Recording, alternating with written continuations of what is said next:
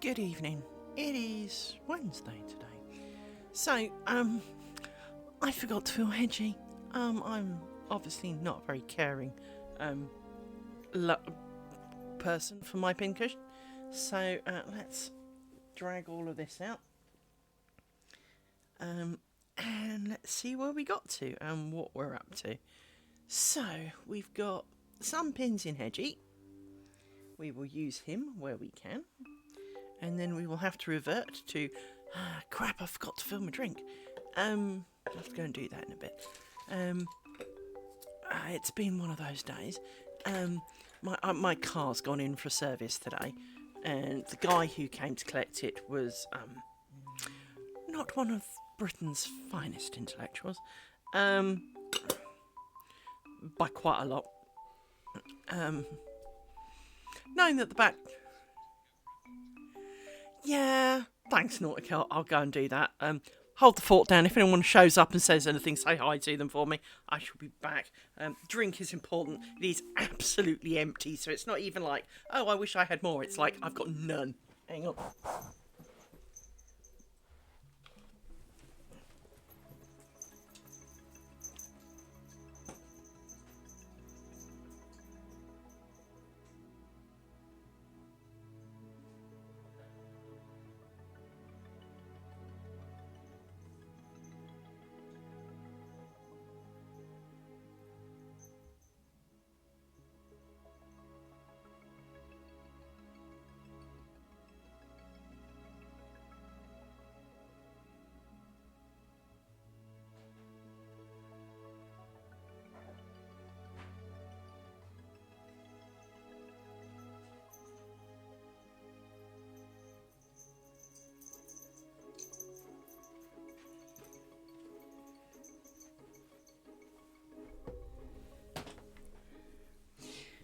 Thank you very much. I now have a drink. That's a good thing.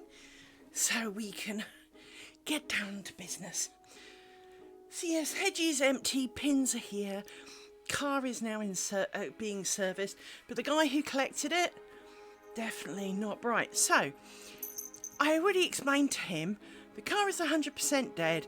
It could just be as little as the connection to the battery, or it could be properly dead. And he kind of went, okay, so he went to open the car door and it's like, did you see me open that? Fine, so I kind of went, and he went, can you open it? I went, well, yeah, hang on. Got the key out and he's looking at me like a grown head. The battery is dead, idiot. It's not going to blip if the Anyway, so I went and opened the door.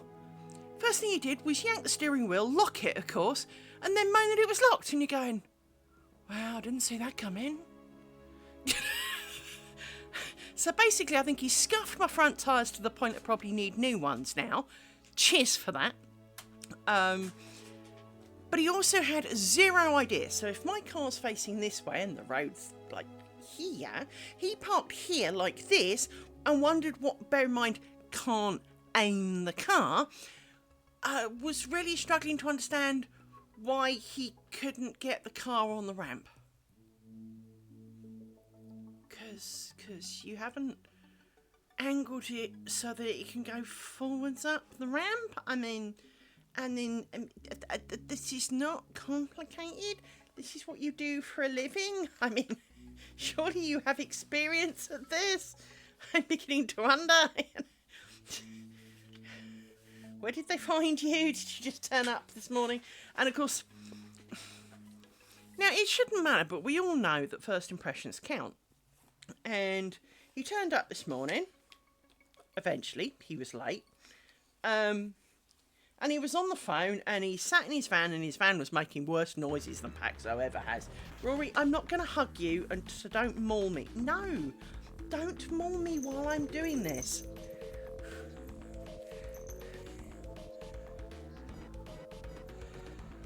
Yeah. This is one of the things that I don't know whether it's a UK phenomenon, or whether it's a global phenomenon. But if you ever noticed, we need your car in at the garage by, say, 9 o'clock.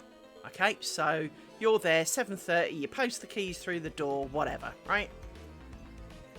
You phone them up at 2.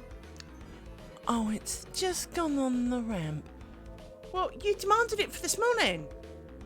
If you didn't need it till 2 o'clock, you know, I didn't have to get up at the crack of a sparrow fart to get it to you, you know? It's kind of like, I mean, and of course, you know, because he needs an MOT, because, well, it ran out at the beginning of December, there is also you know full well that you probably won't be booking it in for an MOT till tomorrow, but has he phoned me? Like fucking phoned me. I have no idea. I have no idea what or what not he is actually doing to my car. I know that he's going to get it an MOT. I know that he's hopefully going to make it run, otherwise it won't get an MOT. But at the same time, you know, is he going to put the clutch that it's needed for 6 years? Maybe, maybe not, I don't know. I mean, it's needed a clutch for 6 years. 6 years ago, someone told me I needed to replace my clutch.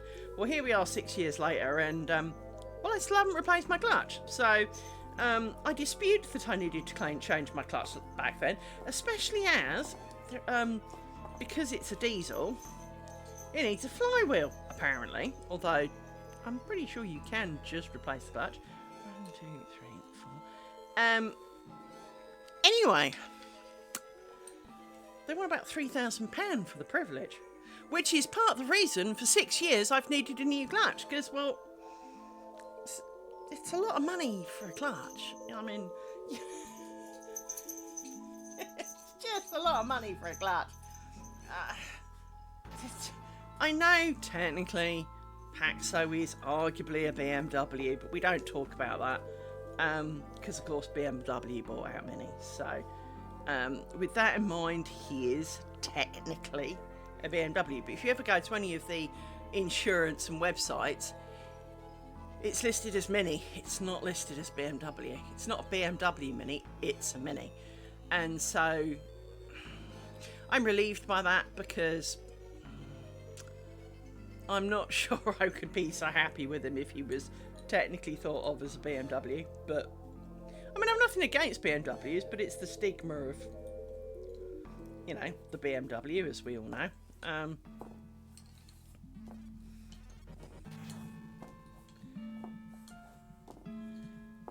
But yeah.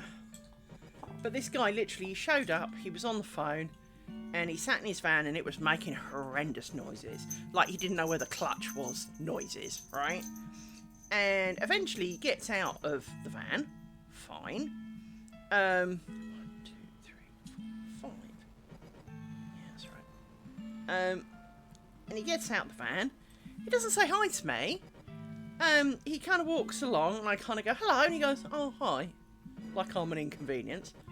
Well, I'm paying you money, mate, you know. He looks at it and he goes, so it doesn't start? And I went, no, the battery's dead. And I went, I found out the battery was dead last August. I just haven't done anything about it. Oh, well, if you've left it since then. No, idiot. I've just told you it was dead in August. It was 100% pancaked in August. I just haven't done nothing about it. Oh, well, if you leave it that long, of course the battery ran out. Well, no, the battery was run out in August. The problem was in August. I just haven't changed anything since then. Anyway, he didn't excuse himself. He just then started speaking to someone on the phone again. It was like, so where are you? I'm standing here, you blind. You know, because it's, you know, by this time I'm feeling a little aggrieved. And, you know, as he's not being exactly, you know, the spring of joy.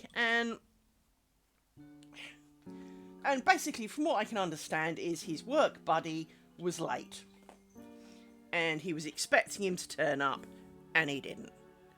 I offered to help, because, you know, there's plenty of me, I've got a bit of weight behind it, and I'm not a weakling. I can push my car. I'm not going to say I could move it round 90 degrees, because, you know, that would be a bit difficult. But I probably wouldn't have locked my steering. So, you know, but because Paxo doesn't have a key, he's got a fob. You can't unlock the steering without power. And normally, of course, it's power assisted steering, and he won't be without power now, will he? But, you know, the guy just... I know that the garage asked him to do it, and maybe he was not in the mood, but then don't agree to it. It's as simple as that. Say, sorry, I'm busy, you know, I've got to take some bird to Birmingham or something. You know, lie if necessary if he's a mate and you don't want to offend him. But don't be an arse about it to the customer, you know. I didn't pick you. Somebody else picked you. You're going like 200 yards round the corner. It's like a quarter of a mile from here to the garage. So, you know, it's not like you've got to travel the length and breadth of England with this thing. He didn't introduce himself. He didn't say, hi, I'm so-and-so. He literally pretty much only said 2 sentences to me. One of which was, are the back wheels turning? Yes, mate, because you released the handbrake. Yes, they are. Funny that. I assume he thought all the brakes would have seized. So did I, but apparently not, so go me. It's probably because there's no brakes left, but there should be. I think I had them replaced last year, actually. But yeah, I am slightly dreading the, hi, your car's ready. Sit down when you hear the price. Yeah, I will do, don't worry, mate.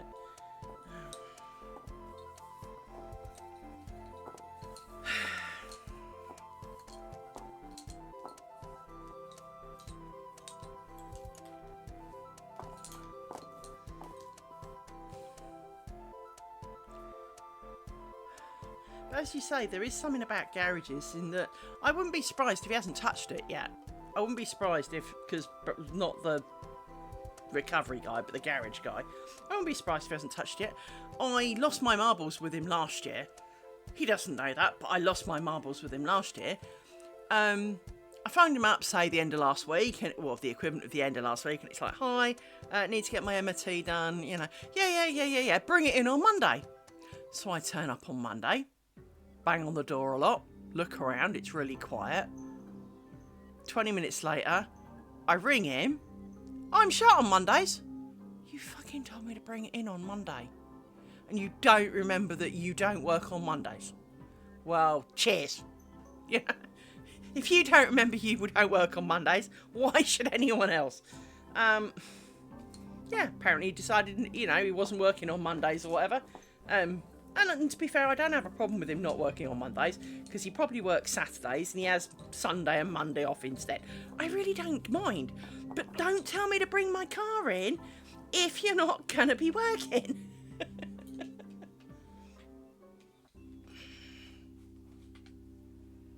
I've got itchy ear, hang on.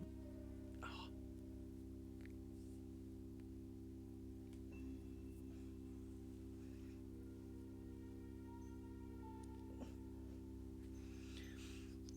I get eczema in my ears, and I get it in my hair as well. In fact, nearly all of my eczema is in my hair and my ears and around the bottom of my nose, so I look a bit like a glue huffer on a really bad day. But the ones in my ears are really annoying. I've had it all my life, and the hair ones. The nose ones was a later addition, but the hair and the nose ones are really bad because, well, they're just really bad. It's just not pleasant at all. But the ear ones are really bad in the sense of it mainly only happens in winter on my ears, to be fair, but you can like get the whole inside of your ear full off in a big kind of lump of yuck. Children, we do not need to be excitable. Whatever it is almost certainly boring.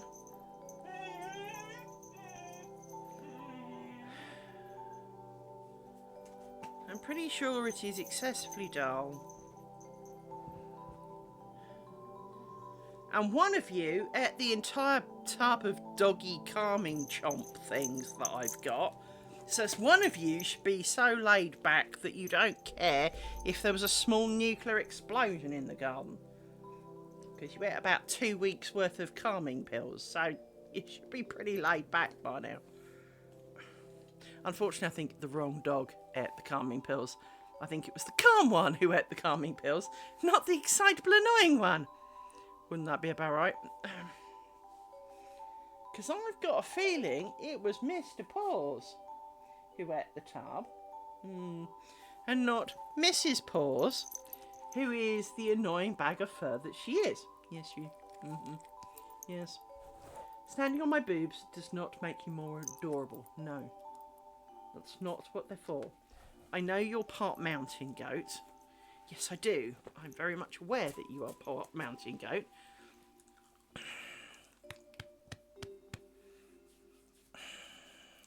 What you can't see is that she is literally just off camera. But she's kind of, well, she's here. Sitting on my lap now, completely in the way. Aren't you? Yes. Yes, you are.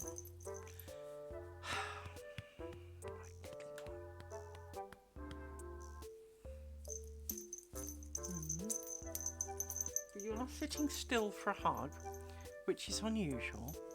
So I shall try and do the honours. So I'm sorry to hear your van's still exactly where you left it.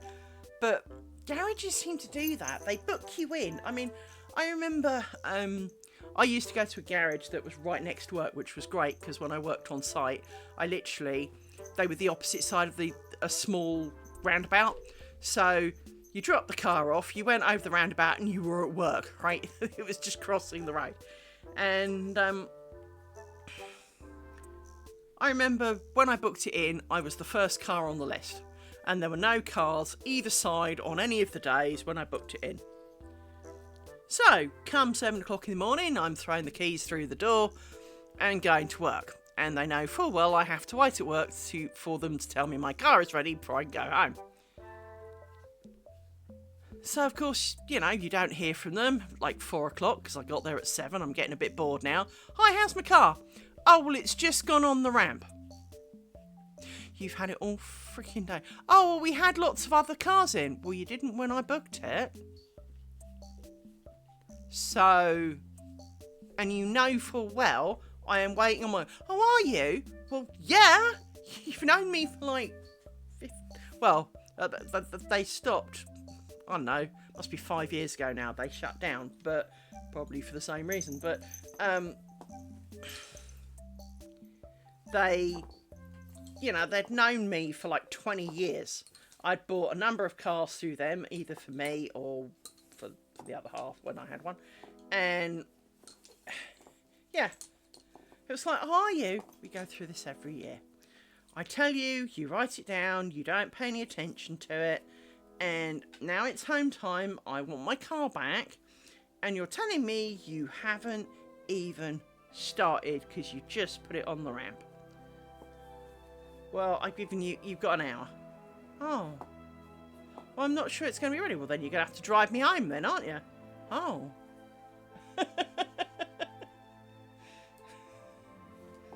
I did get a couple of loan cars out of them. One of them, oh my good God, I've never driven such a wreck. I mean, I've driven some wrecks in my time. Literally, I have driven wrecks, written off cars. And they were in better shape than this thing. I can't remember what make it was. I think it was a Peugeot 105. But I got in it. I touched the gear knob. So you put your hand down for the gear knob. I brushed it with my hand, just touching it. It rolled off into the passenger footwell in the dark and I couldn't find it. So I found it, screwed it back on, tried not to pretend that this was an omen. I got less than 100 yards. It ran out of petrol. So I called them and I went, you're taking the piss. And they went, what do you mean? I went, it ran out of petrol. Well, how far did you get? I didn't make it to the petrol station that's 200 yards away from you. Oh. Someone will be along in a bit with some petrol. Yes, they better. Yeah,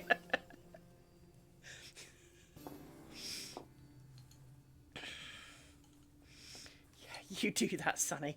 You do that. I mean, I've over the years of my life, I have seen a number of garages, but they all have this same kind of...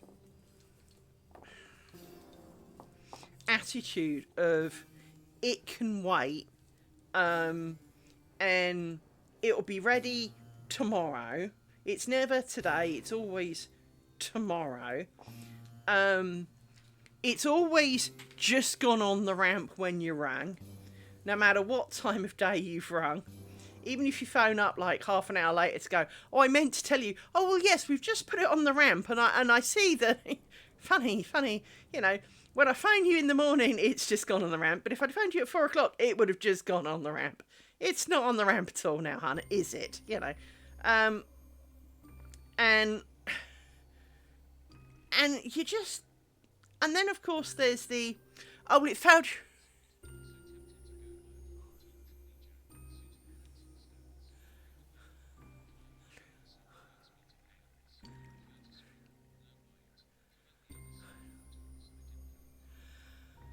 Well, when I had Cortinas, I loved my Cortinas.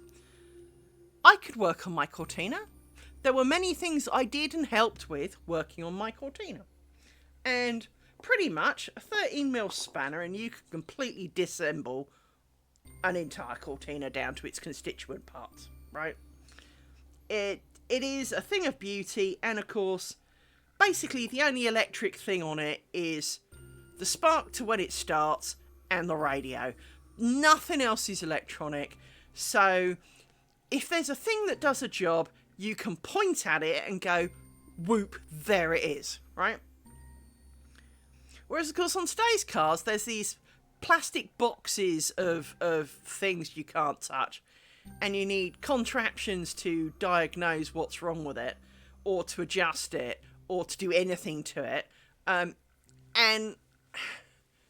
it is just kind of like, while there are some obviously very same engine parts, because obviously there's a lump and there's your pistons and spark plugs for a diesel and all that, you know, and all the rest of it, right? The truth of it all is that they've kind of made it unserviceable, because once again, one of the other things they've done is they've made everything that's in the engine bay so tightly packed that you almost can't get in there unless you're a 3-year-old child. So of course then, a lot of cars, modern cars, you have to take the engine out to change the clutch. Why? Why do you need to do that? So you need then special lifting gear. You need something you can attach the lifting gear to. Like you, there is.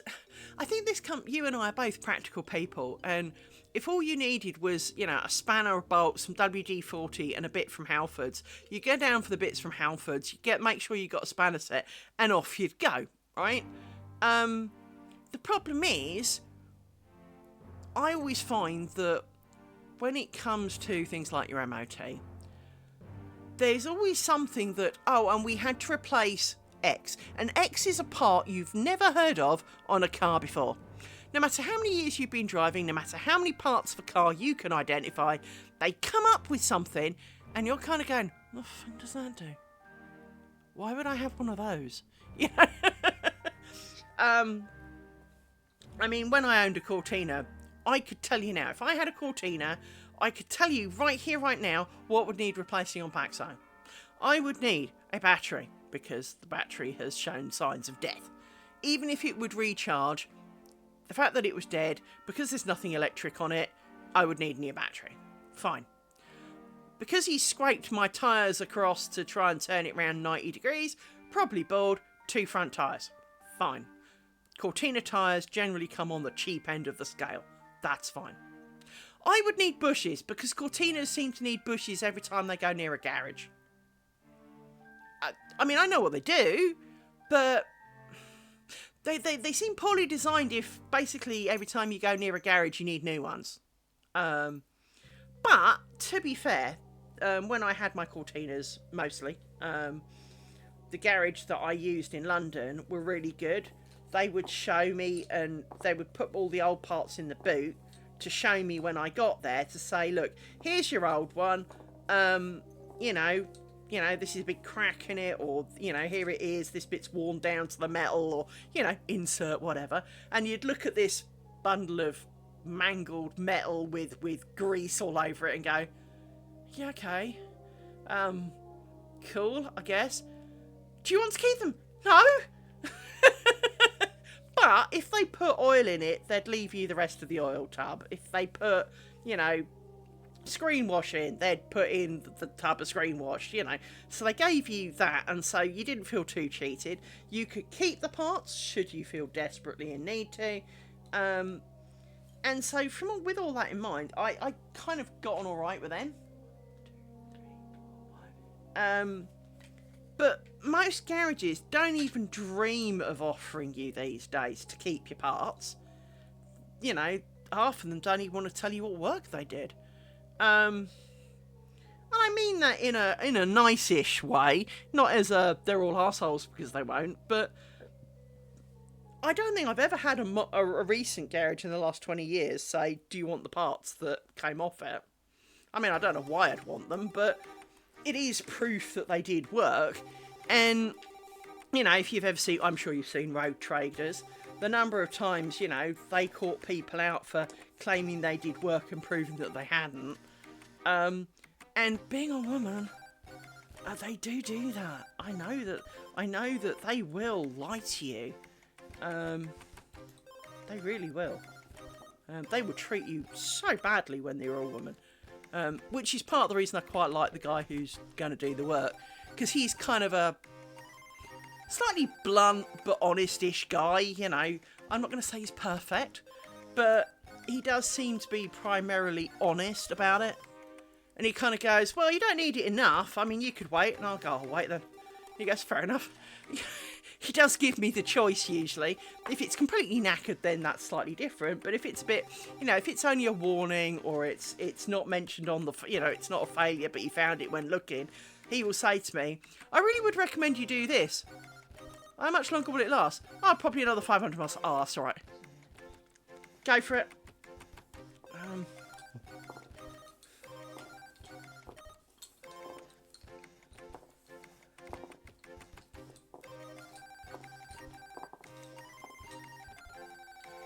No bad bobbins.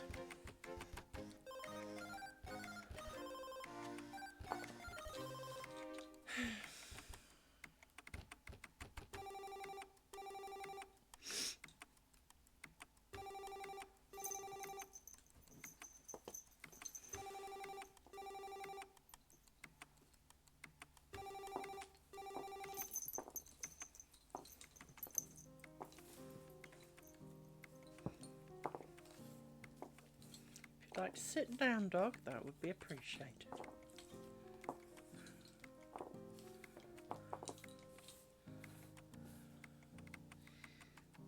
Got a rough bit on a nail and I keep catching it. When I look at it, I can't find what's wrong with it. Oh, there it is.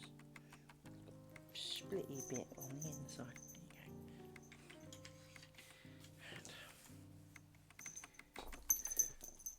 You literally just got down from there, you annoying bag of fur. I know I love my dogs, but I really would love this one a lot more if you would just pick a spot. Yes, that's my nose. Thank you, darling. What did I say earlier about standing on my breasticles? Yes. Yes. Yes, you, madam. Yes. Oh, are we keeping you awake? Oh dear. Yes, you licked me on the nose again, thank you. What's the matter? What's the matter? What down you get? Not helping.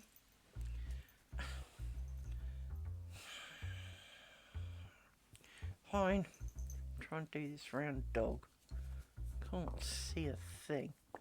Can't really. This is not something I'm going to be very good at doing by touch, you know. Especially not with uneven bobbins.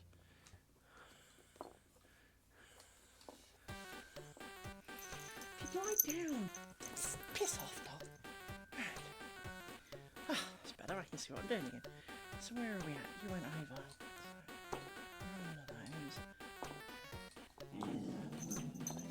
Oh, that feels too many. 1, 2, 3, 4, 5. That's not.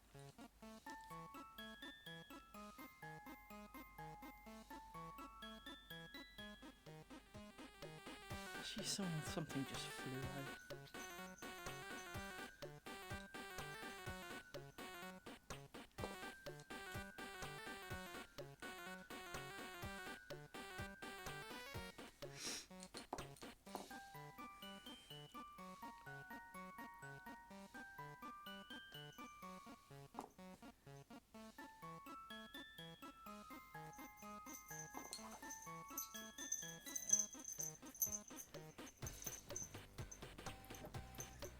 Come off from behind the pin.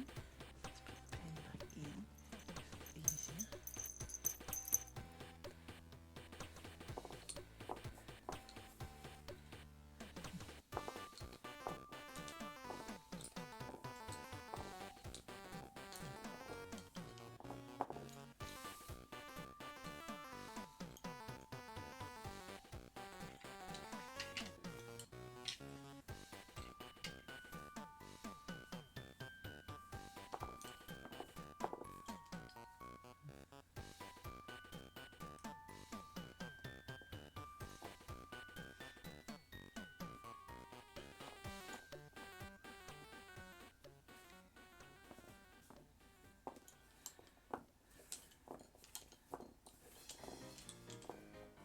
You're off.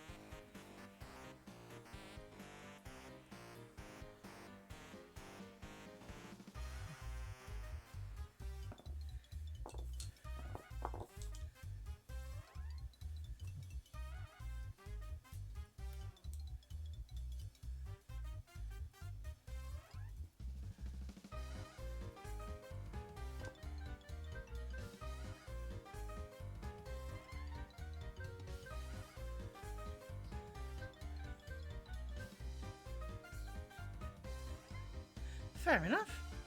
That's okay. You never have to apologise to me. I just appreciate you being here. You should know that by now.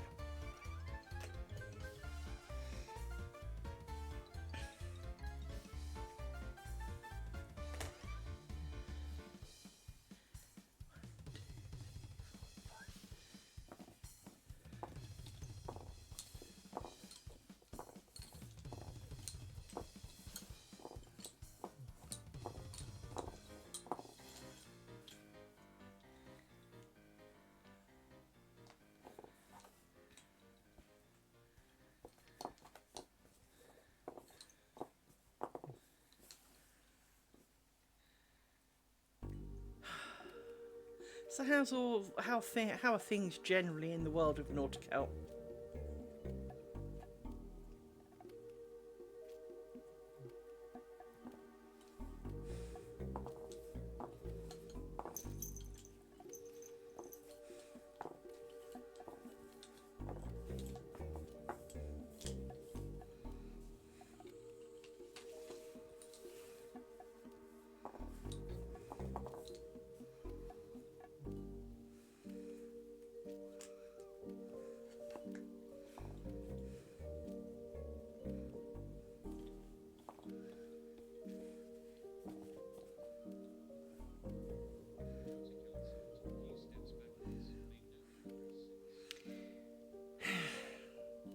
sorry to hear that.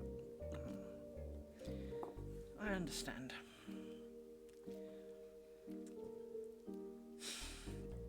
Sometimes I think that living alone is, while it is in 1,000 ways a joy to have, because, you know, if you want to get up at 3 o'clock in the morning and, I know, scrub the kitchen, you get up at 3 in the morning and scrub the kitchen.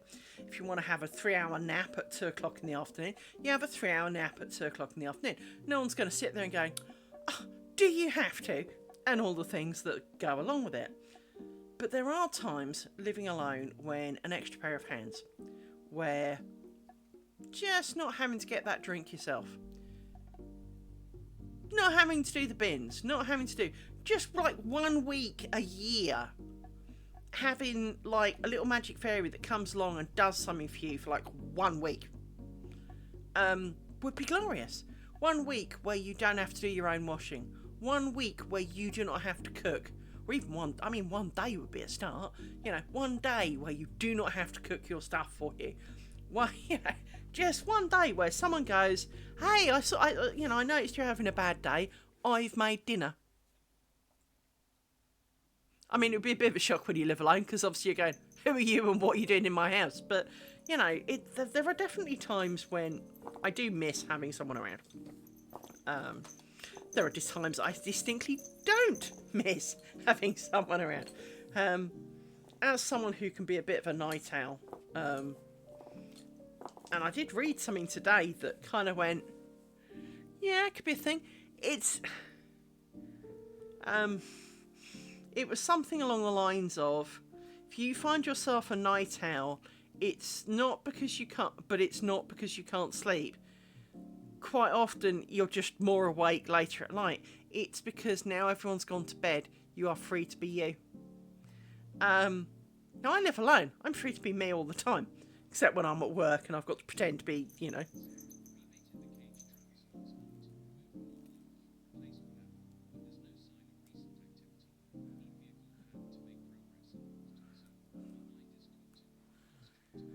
Oh no. I was going to ask how your flaps were. I'm sorry.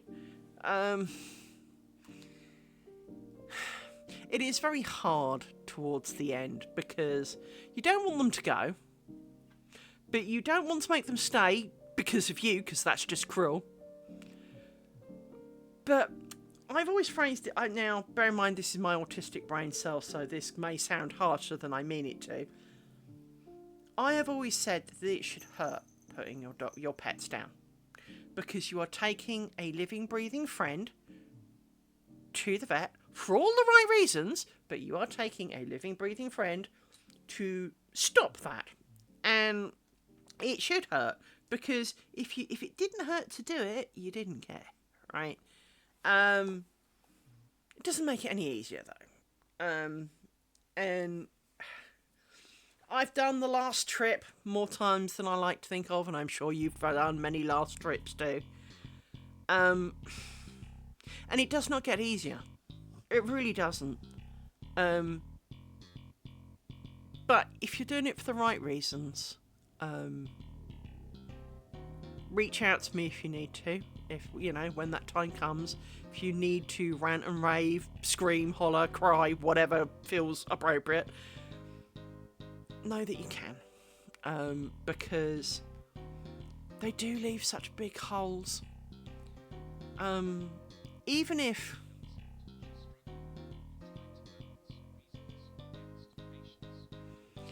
and I think that's the hard thing, is when it's a really slow decline, when each day is like 2 inches nearer the deadline, picking that final day is really difficult. When it's a sharper deadline, so for example, when I had to part with Fiona 4 years ago, Fiona 4 weeks beforehand was running around chasing a ball in the garden, and she'd gone a little lame after slipping over, and I thought she'd banged it, hurt it, broken it even, maybe chipped a bit, pulled some ligaments. Took her to the vet. The first vet went, oh, it's arthritis. And I'm kind of like, I don't think so. Yeah, it could be though. But it seemed a bit swollen and it seemed a little bit... Anyway, it didn't get better. So I took her back to the vet's a couple of weeks later. And the vet, this was in the middle of 2020, and so we're all in the car park, you know, shouting from the opposite sides of the car park.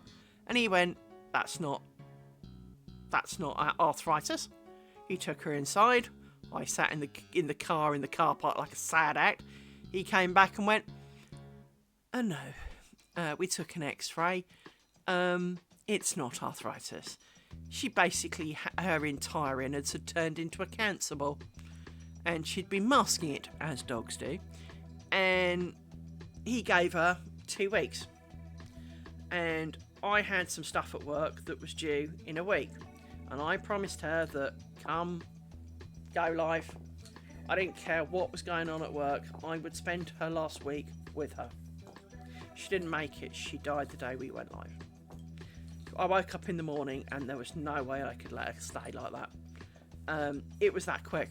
And while in a lot of ways that's a good thing, because watching them go downhill for forever, it's like old people, you know, if they've lost their marbles and they're not that good and, you know, they're kind of, you know, not really living anymore, and, you know, it's hard to watch them, you know, someone you love go through that, because they're not them anymore, but they're not gone either, and it is horrendous. And it's the same for your pet. If your pet goes downhill really slowly, it's almost worse, because you can get frustrated with them because maybe they're incontinent. Fiona was incontinent. We put it down to the fact she just was getting a weak bladder. No, it's because there was a tumour the size of a, you know, football pressing on her bladder. My carpet has never been the same. But, you know, I was never mad at her, but, you know, it was kind of apparent that something was wrong. But, you know, when I'd taken her to the vets, they kind of poked and prodded a bit and went, nah, she's fine. Well, clearly she wasn't fine. None of us noticed. And because dogs mask it. And, yeah, I got really arsey with my boss at the time. On the day of going live, he said to me, right, I announced in the morning that I'd be going just after 12 because I'd phoned up and said, right, need to book her in for a last trip. They went, yeah, turn up at 1 o'clock or something. So it was all set for 1 o'clock. And my manager went, right, at 12 o'clock I need you to sign in and do this, and at 1 o'clock we'll do this. And I went, I'm not going to be here. And he went, well, why not? And I said, I've already told you, I've got to go to the vet. And he went, well, calm that went. I went, well, are you going to come over and put my dog down? Are you going to go and kill my best friend? You know, I'm slightly busy. And bear in mind, he was a dog owner. And so, of all people, you would have expected a tad more understanding. And he was kind of a bit taken back. But he also took the point. He had not listened that a member of his staff had something else slightly more important than, you know, whether some douchebag could log in or not, that could be handled by someone else, right? You know, I'm not the only one in the world that could handle that, but I am the only one who could do the right thing for my dog. So, bite me. Trev took the day off, 1, 2, 3, 4, 5, to be there. Even though Fiona was not really his dog. I got Fiona after he left. I picked up Fiona from Tesco's. Seriously, I got Fiona in Tesco's. I went to pick up some of my favourite crisps, and there weren't any on the thing. I spoke to the girl who was stocking crisps and went, hi, have you got any of these? And she kind of went, no. And I went, okay, yeah. And we had a bit of a conversation. I went, oh, you know, gotta go home to the dogs. And she burst into tears, and I was, oh, shit. Because I'm not very good with people, after all. What's the matter? Oh, they're going to take my baby away because, you know, I'm scared the dog will knock her down the stairs, and you know, she'll be put into child services. And I'm like, sounds a bit drastic, but okay. What makes you think that? Oh, well, because, you know, she's an Alsatian and she'll harm the baby, and probably not actually. Okay. But I don't want to give it up to a dog's home. And I said, well, I'm a bit dog-like, you know, as a thought for you. You know, we could see if that could work out. I got a phone call the next morning. Come and meet her. And when I went to come and meet her, I actually only went to meet her. I met her at home. She wasn't a bloody Alsatian at all. She was a border collie and a Belgian shepherd. She was a border collie through and through, just wearing the wrong coloured fur. And I met her and she was lovely. But the first thing that was really obvious, she didn't have a single thing in that house. There were no dog toys. She had one bowl. It had water in it. And they obviously chucked the water out when she was eating and put food in it and then rinsed it out and put water in it. She had one bowl, one lead. That was it. Those were her worldly belongings. And the moment she even looked, sniffed anywhere near the baby stuff, oh, no, that's baby's, leave it. Well, you've given her nothing to keep her busy. And by the woman's own admission, she wasn't walking the dog. The dog was as wide as it was long. It was well chubby. I mean, I'm fat, but geez, that dog was round. And so I expected to go, right, I said, my original plan was, well, as I said to her on the phone, I'd said, well, what we can do is, I'll come say hello, and if she doesn't hate me, we can look to meet up in a park, somewhere neutral. No, they gave me that dog to take home. And I said, I'll bring her back. And you almost saw the, oh, please don't. But I did. Took her back. At the end of the day, so she came to my house, met my dogs in my garden, which was not my plan. Because I had Lucy. Lucy was a border collie and she hated everyone and everything, ever. But that dog did not like a single thing except for cheese. It's the only thing that dog liked in the entire universe, cheese. So needless to say, on Lucy's last day, she got a big pile of chips and cheese. Because she got a big pile of chips and cheese. Why not? It's your last day. You can hardly be worrying about your diet, can you? As long as it's not poisonous. And even then, even if it is, as long as it's a lesser of two evils. Meh. I mean, I wouldn't feed them a big pile of chocolate or anything, but you know what I mean. It's the, oh, dogs really shouldn't eat that. Well, this shouldn't and can't, I shouldn't eat a lot of chocolate, but if I found out I wasn't going to be here tomorrow, you bet I'm eating chocolate. There will be chocolate. So yeah, poor old Fiona. The worst part was that her brain was still good. And that's, for me, when it's the hardest decision. Because half the dog was still really bouncy and willing to go. The other half of the dog could not. And I found that a very hard decision. Very hard for that reason. Because, well, the front half, there was nothing wrong with it. It was still, she was still her annoying purple squirreled self. Ask Tenchi about purple squirrels. Tenchi will tell you that purple squirrels were the bane of my existence. The day I got Fiona to permanently stay, I bought a number of toys off Amazon because she'd never had any of her own.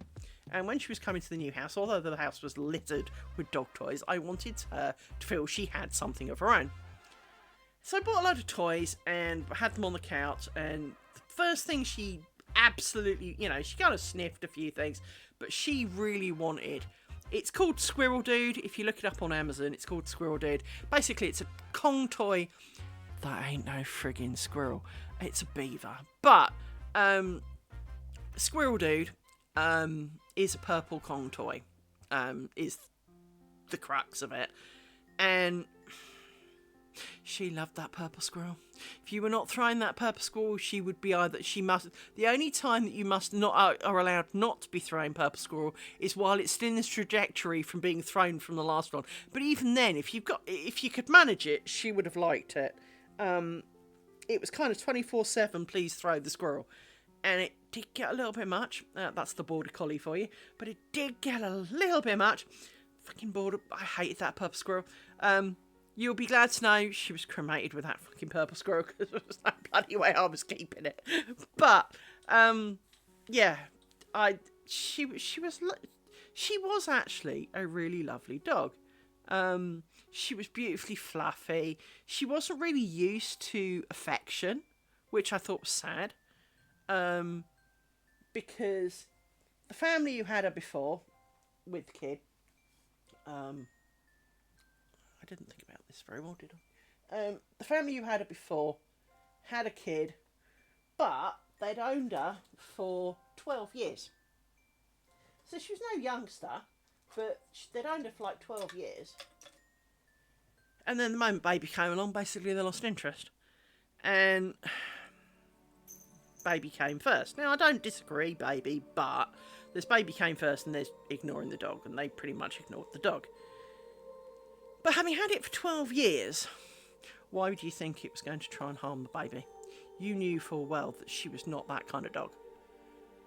I would argue, if someone was to dump a baby on me right here, right now, I don't know how Rory would react to a baby, because he is protective of certain things. Not literal things, but he doesn't like people touching his backside.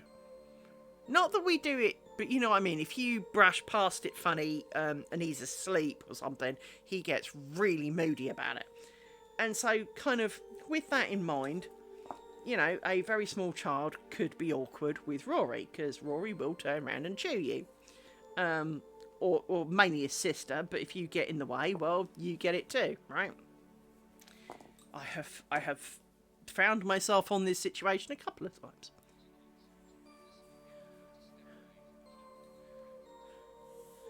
That's all right, you do that, you have friends. Go you. But, you know, it's... So we all understand that, you know, a baby coming along does change things. We all understand that, you know, if the dog, for whatever reason, is sensitive to things... So that's okay. Listening is fine. Lurking is good. But we all know that a dog can still... Dogs are still arguably wild animals. If you are not 100%, you know, kind of living with the dog, and I've not been twisting these, you stupid cow. I always forget to twist them. Anyway, that's while I'm done doing this.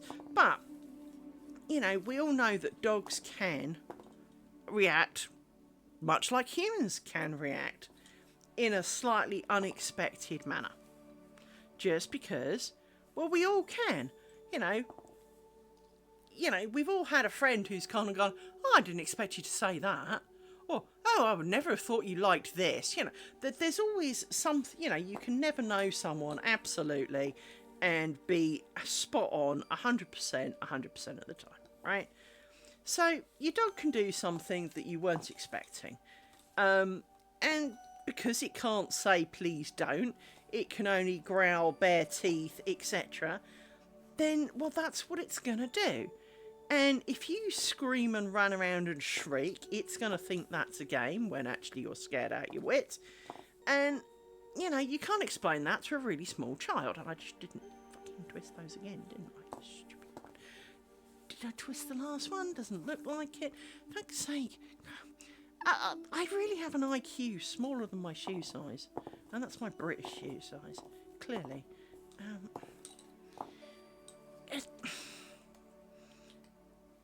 So yeah, I was really upset for this poor dog, so I was very happy to look after it, because she was really being ostracised in her own home. You know, they clearly kind of kept her in the kitchen a lot, they kept her away from baby a lot. Now, I'm not saying, you know, baby should have been allowed to swing from its tail, but the dog's a member of the family too.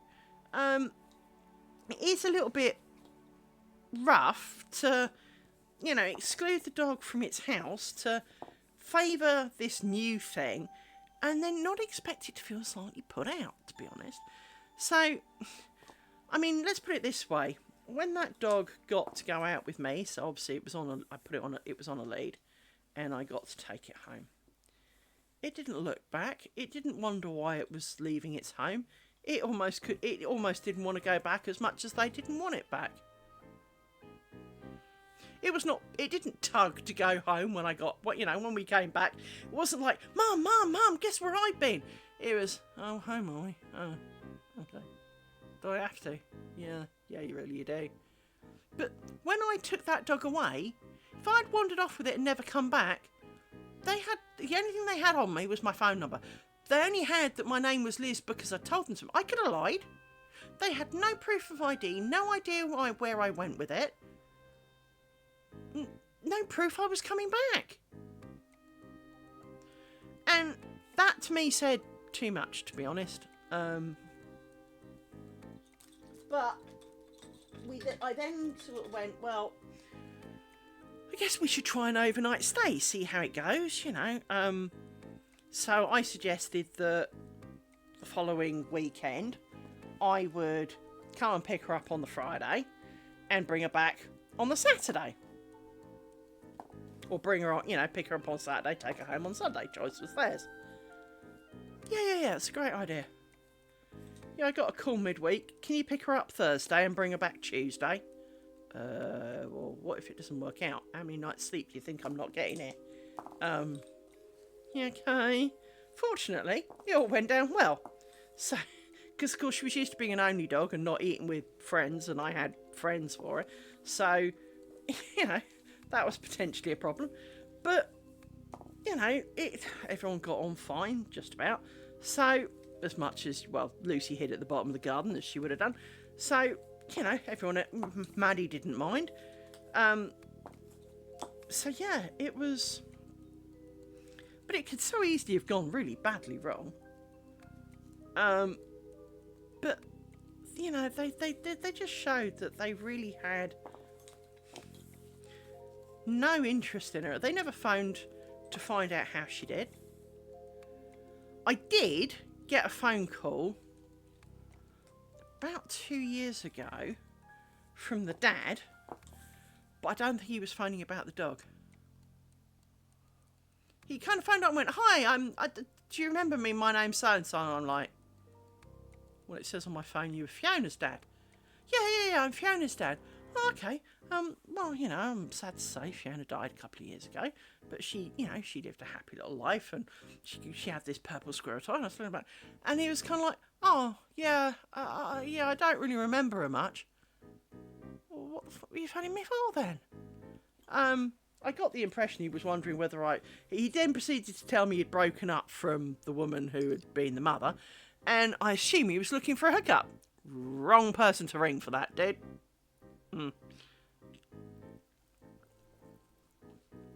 I don't remember dial a booty being on my resume, so no, we don't do that here. Thank you very much.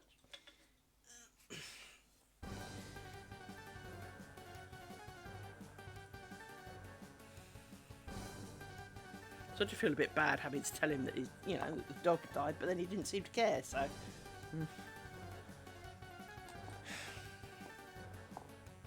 I hope she thinks she had a good time with me. She certainly seemed to enjoy purple squirrels, so...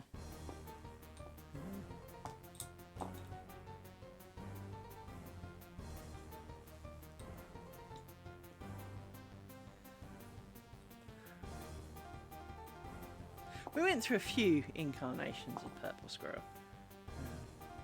Spare purple squirrels were to be found throughout her life. But she took purple squirrel with her because, well, she can go and annoy them up there with it now. Someone else can be throwing that blessed thing.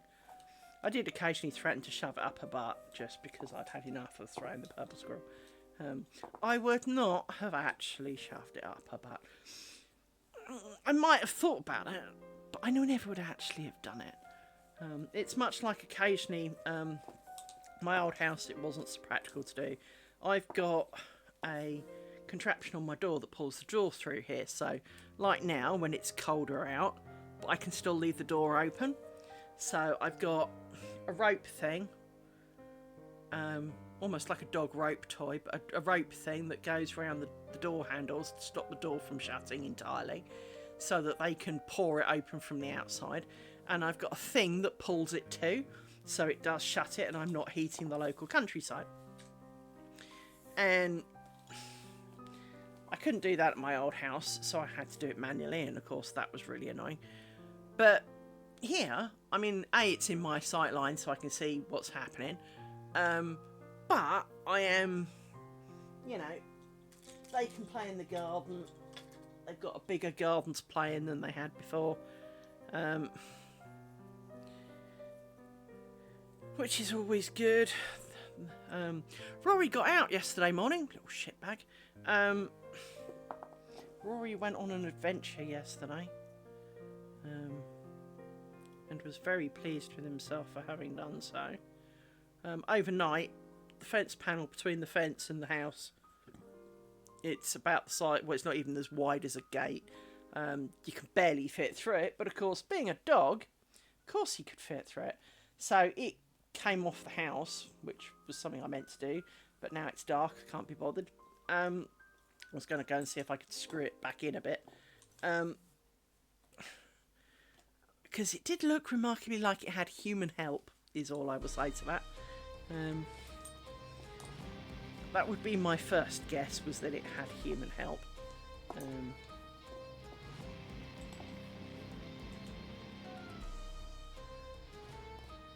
But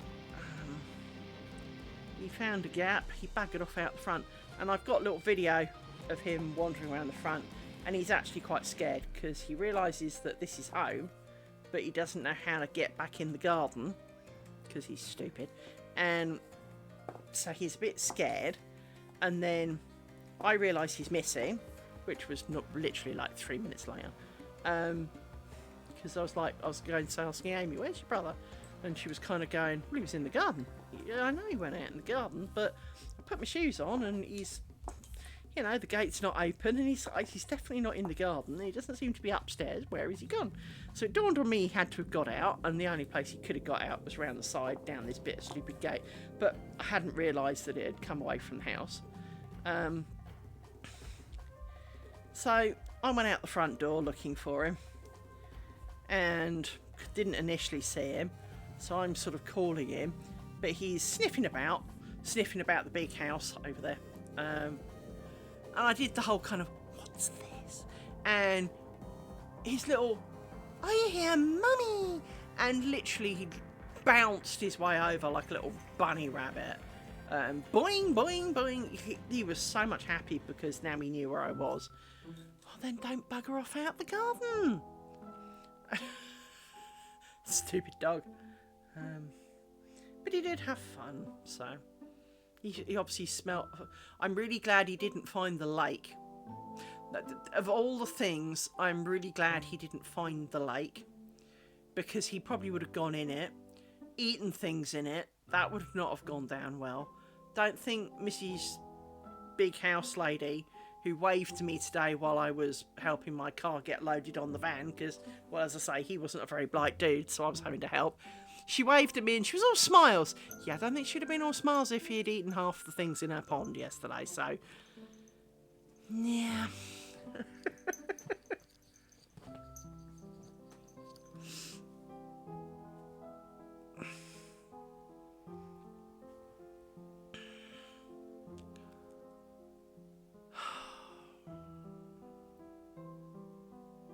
It's Thursday tomorrow, isn't it? It's bin day today. You lot were supposed to remind me it was bin day today. Bollocks, I'll have to do that later.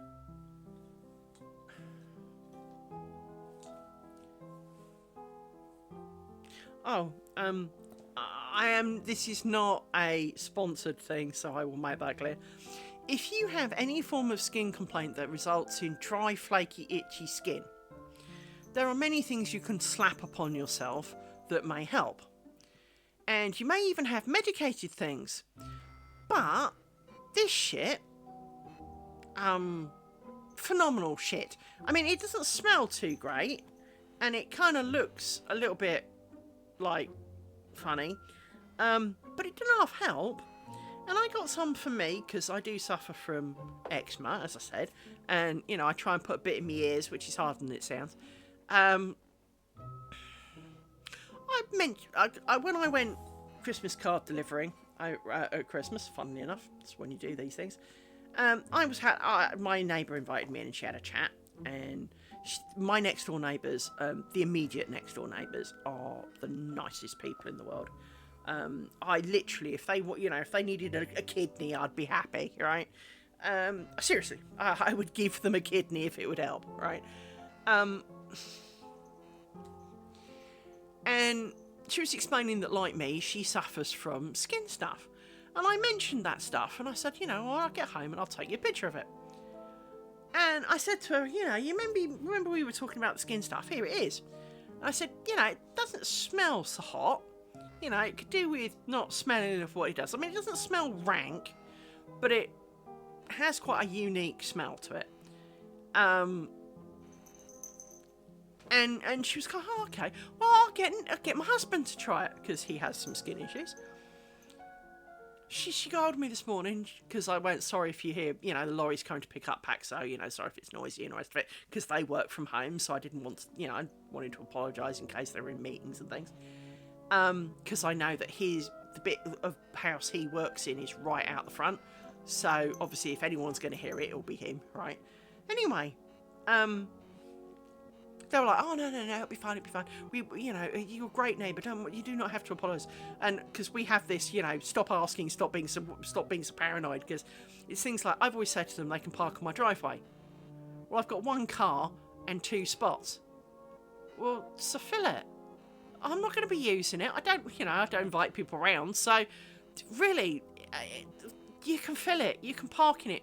Don't even ask. And they go, well, do you mind if you park? No, I'd be insulted if you didn't park in it. So we have these kind of conversations.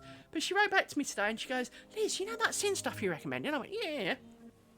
It works miracles. And I went, well, the problem is I did say to her at the time, this is helping me. I cannot promise you it will help you with you because, like all medical things, just because they look and act similar doesn't mean they are. What works for one doesn't work for another. But for the small price of a couple of quid, you can find out. And so they're loving that stuff. I'm really pleased for them. I did a good thing. I like it when I did a good thing. And more to the point, they told me I did a good thing. Because, of course, many people in the world would complain if you did them a wrong one, right? If you did something and it was wrong, and lots of people go, oh, this is terrible. How I don't know how you could possibly recommend this. This stuff's terrible. Oh, it's a con. It's a you diddled us, and you're like, no, not really. I didn't make you pay for it. I did say to you it may not work for you, but this is helping me if you're interested, kind of thing. And but no, they're the nicest people next door. They truly are. So. Really glad that it's helping because, well, for anyone who's also got dry, flaky, itchy skin, it is a form of torture, and frankly, you'd chop a body part off if it would help. So yeah, I'm glad I did a good thing. It's nice to be told.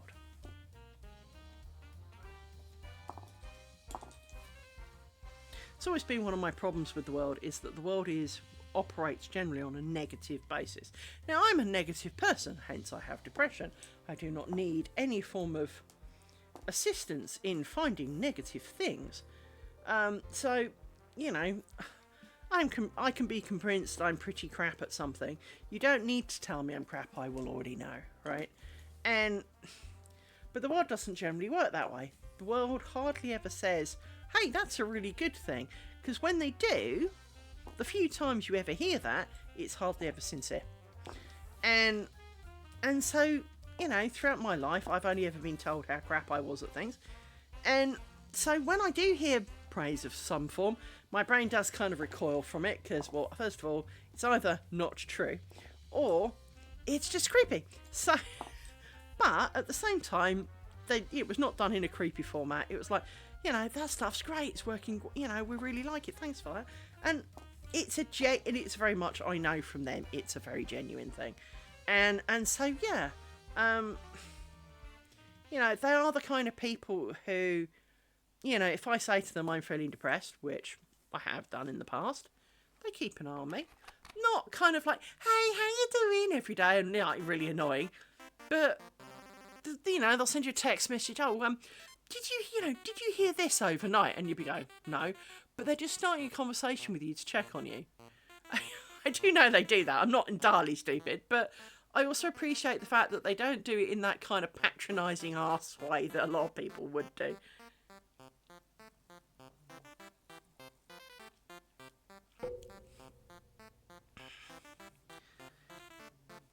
they are really, really pleasant, wonderful people. As I say, if giving them a kidney would help, I'd give them a kidney, you know. I've got one to spare after all.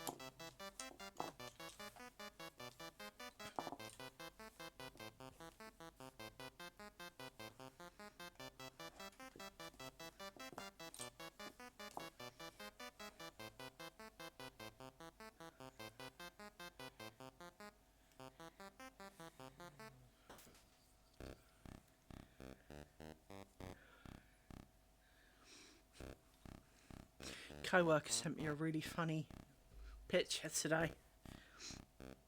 There was some training we need to do. Well, I still need to do. He's done his at work, and he sent me a picture, and it was entitled, "Do we really need a training course on this?" He said, "Is this really training?" And basically, I can't entirely show it to you, even though I could try, because it doesn't really come out. I mean, for example, you can't really see it. So it says, it's a picture of a toilet, and it says, "Take the 3P pledge. Never flush wipes, dental floss, hygiene products or medicine down your toilet. Pledge only to flush the 3Ps. Pee, poop and toilet paper." This is part of the training that we've got to do. And it's kind of like, what about vomit? Am I allowed to puke down my toilet then? I mean, that's surely the 4th P in that.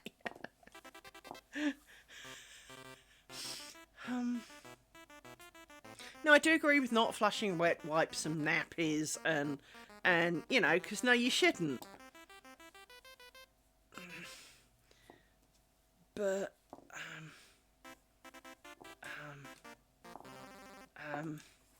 do I really need a training course on this?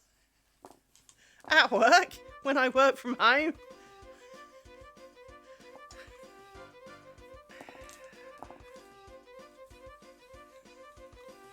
Yeah. That was a little bit kind of, really? Uh-huh.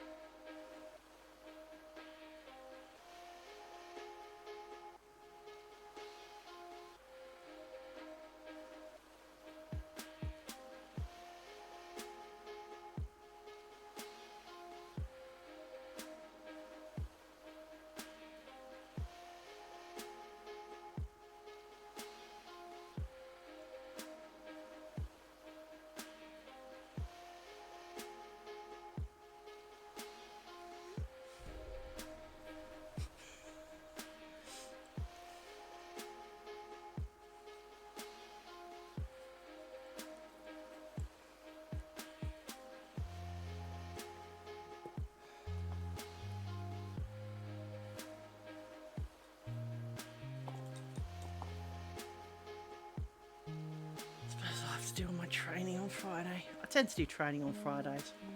It's the end of the week. Do it as kind of the wind down before going home for the weekend. Save being in dull meetings and all that kind of stuff. Do the training.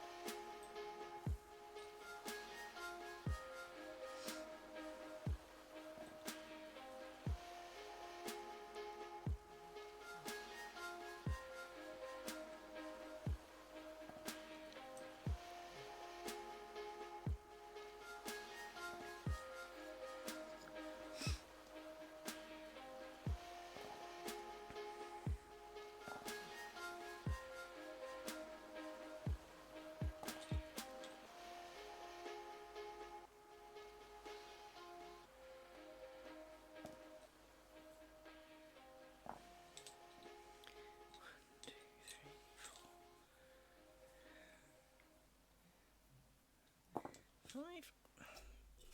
And a stick. 1. So I was just checking the last stick actually had 5 on it. Like there was a bit of extra space, but no, it's got 5 on it.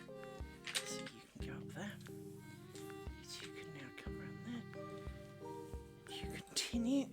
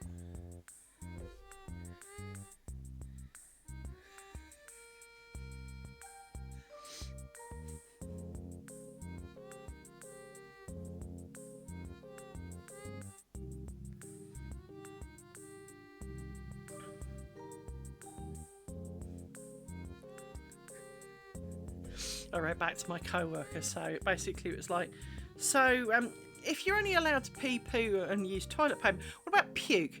What about periods? What about muck from carpet cleaners? What about all the other things, that you tend to flush down the toilet that are perfectly acceptably good ways of disposing of things? And he's written back, exactly, the training was useless. And it's like, I know. This is why you need to employ people like me for things like that, because we'll look at it and go, yeah, and what about the 20 other things that it's good for? And that you're allowed to do, more to the point. So, I'm sorry, I'm not going to sign up for no 3 Ps when I need to do a 4th. I can't promise I'll never puke again in my life. I'm sorry, I can't agree to that. Now, sure, if you've done it from alcohol and all you're doing is throwing it up wine or something, fine, a sink will do you. But if it's got chunks, sinks don't work. I speak from experience. It's really not good. It's really not a good thing. Yeah. Not my proudest moments, that one. Honking in the sink and then trying desperately to clean up after it.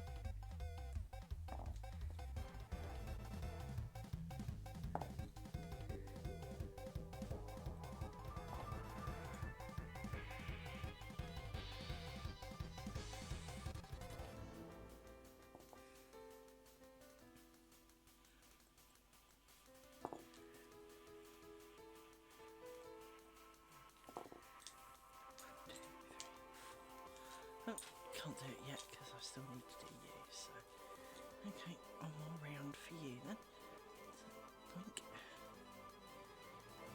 And this is the last row. It doesn't have to be the last row, to be fair to it. On this chunk, I might do the last square, to be fair. Get to the bottom, why not? It's only 5 more rows. And then all the bottoms are off my torch contraption, and I can shut that down. And I don't need to balance it where it is.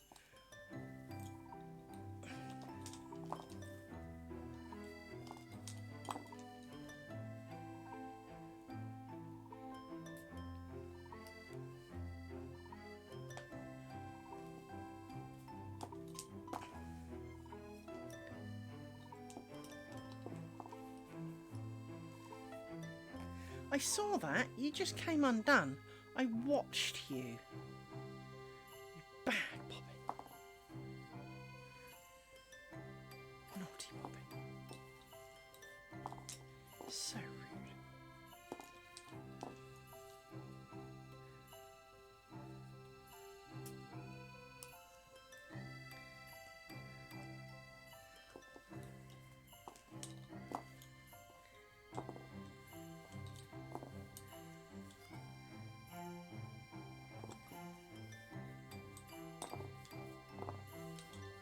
Have you ever watched a whole film and then got to the end and then realised actually you had seen that film before but you weren't sure until you've seen the whole thing? I watched a film at the weekend and can't remember the name of it, which probably is why I didn't realise I hadn't seen it before, or that I'd seen it before. But basically, bunch of archaeologists in Egypt unearth a tomb and they go in, and basically it's kind of an escape room in a pyramid underground with things trying to eat them. And, well, it does. And in fact, there's a couple of things trying to kill them down there. One eats them, one doesn't. Well, it kind of does eat them. It eats its heart in the end. Because it's Anubis. And it was only when I saw right at the very, very end that I realised I'd seen it before and I thought it was shit the first time. And I still think it's pretty shit. I mean, I have a habit of watching, B-rate movies. Anyway, just because I haven't seen them, it is no more than that. I like disaster movies. I like horror movies. I like action movies. Pretty much anything other than war movies and cowboys and Indian movies, I will pretty much watch most things. But there are still movies that are so shit that I really, really regret my life choices. And I've seen a few, and they can have famous people in as well. There's apparently one out called Amelia Perez or something that's supposed to be a musical. Of course I will. Hang on. Let me put the stick on these to keep these safe. And I will throw up a dark cloth or two for good measure so that you can see them. And then I shall start off with the obvious, which is what we're making now. So, hello to friend. So here is what we're making now. She says banging the camera, sorry about that. So this is what we're making now. Squares. I have more of them. We're making 18 as per the top right hand corner of my screen. Hi Mark. Nice to meet Nauticout friend Mark. Yes, I know Nauticout's proper name, but he's Nauticout here. So this is the square that I'm making. I'm making 18 of these. These will be joined together and these will become a net curtain. Now, it's going to be the ugliest net curtain ever to have existed, but I will have made it. Thank you. It's one of those... It's going to look a bit crap because, well, if I pick out another one, for example, well, you're always going to have a bit of a join line now, aren't you? You're going to have a bit of a join line between the squares. So it's always going to look like squares put together. And I have no problem with that. Because, well, I live alone. And pretty much it's going to be upstairs on my landing. Where, even if I do have visitors, they're not going upstairs. I've got a downstairs toilet. So no one other than me is going to sit. So some of the mistakes, because there's plenty of those, bite me. But I don't think I've actually made a single... Yeah, some of them are a little bit harder to call a feature, let's put it that way. So that's currently, that is the main thing I am making. However, let me go and grab my 2 pots. They're literally a metre to my left. I just can't reach them without standing up. Hang on. Eep.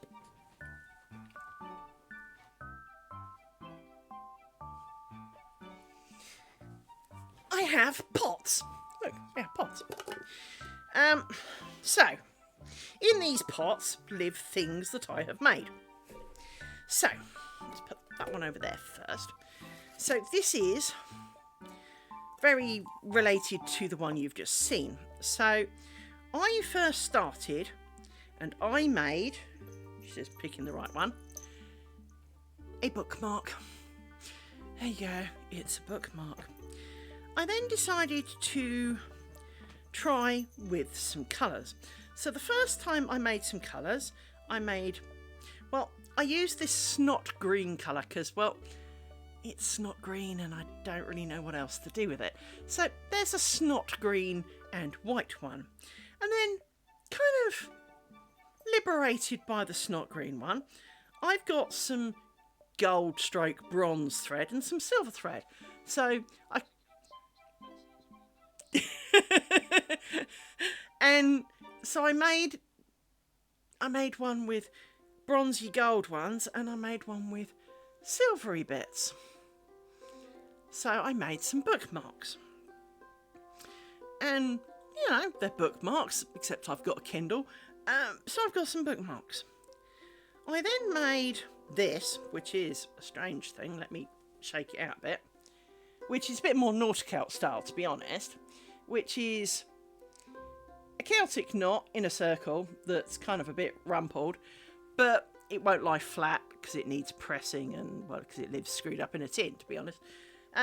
This was now, this looks better to you than it does in person, because where the bits go under and over basically is a mangle. It is the most hideous pile of whatever, and if I was to do it again, I would do it very differently. I don't know, did you sleep through it? Because I do bring it out nearly every single time. Maybe you slept through that one. Sorry. Sorry, Dave. We love you anyway. So yes, this is a style where one of the joys of this is that because you only ever make something this wide, you only need like 6 pairs of bobbins. I think it was 7 pairs of bobbins actually, but it's a tiny number of bobbins. But you do have to kind of keep turning it around. And the biggest problem with this is you don't make it in one piece and just go round and round and round and join at the end. What you do is you start here and you go to there and then you stop and then you start like here and go to there and then you start there and go. It's a lot of stopping and starting, and actually you end up with more bobbins because you have to have 2 lots on the go at every one point. Then I made a square. Here it is. I'm turning it over for a reason, but there you go. So, this was the original square. Now, I like this square reasonably. It's alright. I didn't like these honeycombs the way they've done them here, which has a row of little holes between them. I changed the spiders from from whole stitch spiders to half stitch spiders, and these ones kind of work in the middle. The ones that you can't really see around the edge just look like I fucked it up. So I didn't overly enjoy how this turned out. So hence I decided to make a small difference. And what came next? This one was next. So this was my first, what can I do? What other stitches can I do and how they work? So once again, kept with the same honeycomb, regretted it. Put some rose grand on the edge. Kind of like that. but the edges, when they joined up, would just be really munged because there's no half, you can't do half squares. And I had these whole squares in the middle, which again I kind of liked, but it'd be a bit heavy for a net curtain.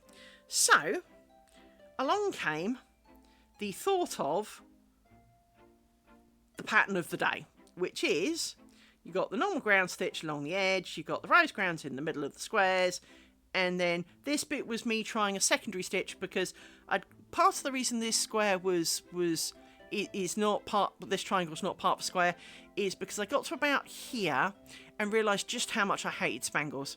That I hated spangles with all my soul, and so this triangle had to stop. I had to stop with the bobbins that I had. I was never going to complete this. It would drive me insane.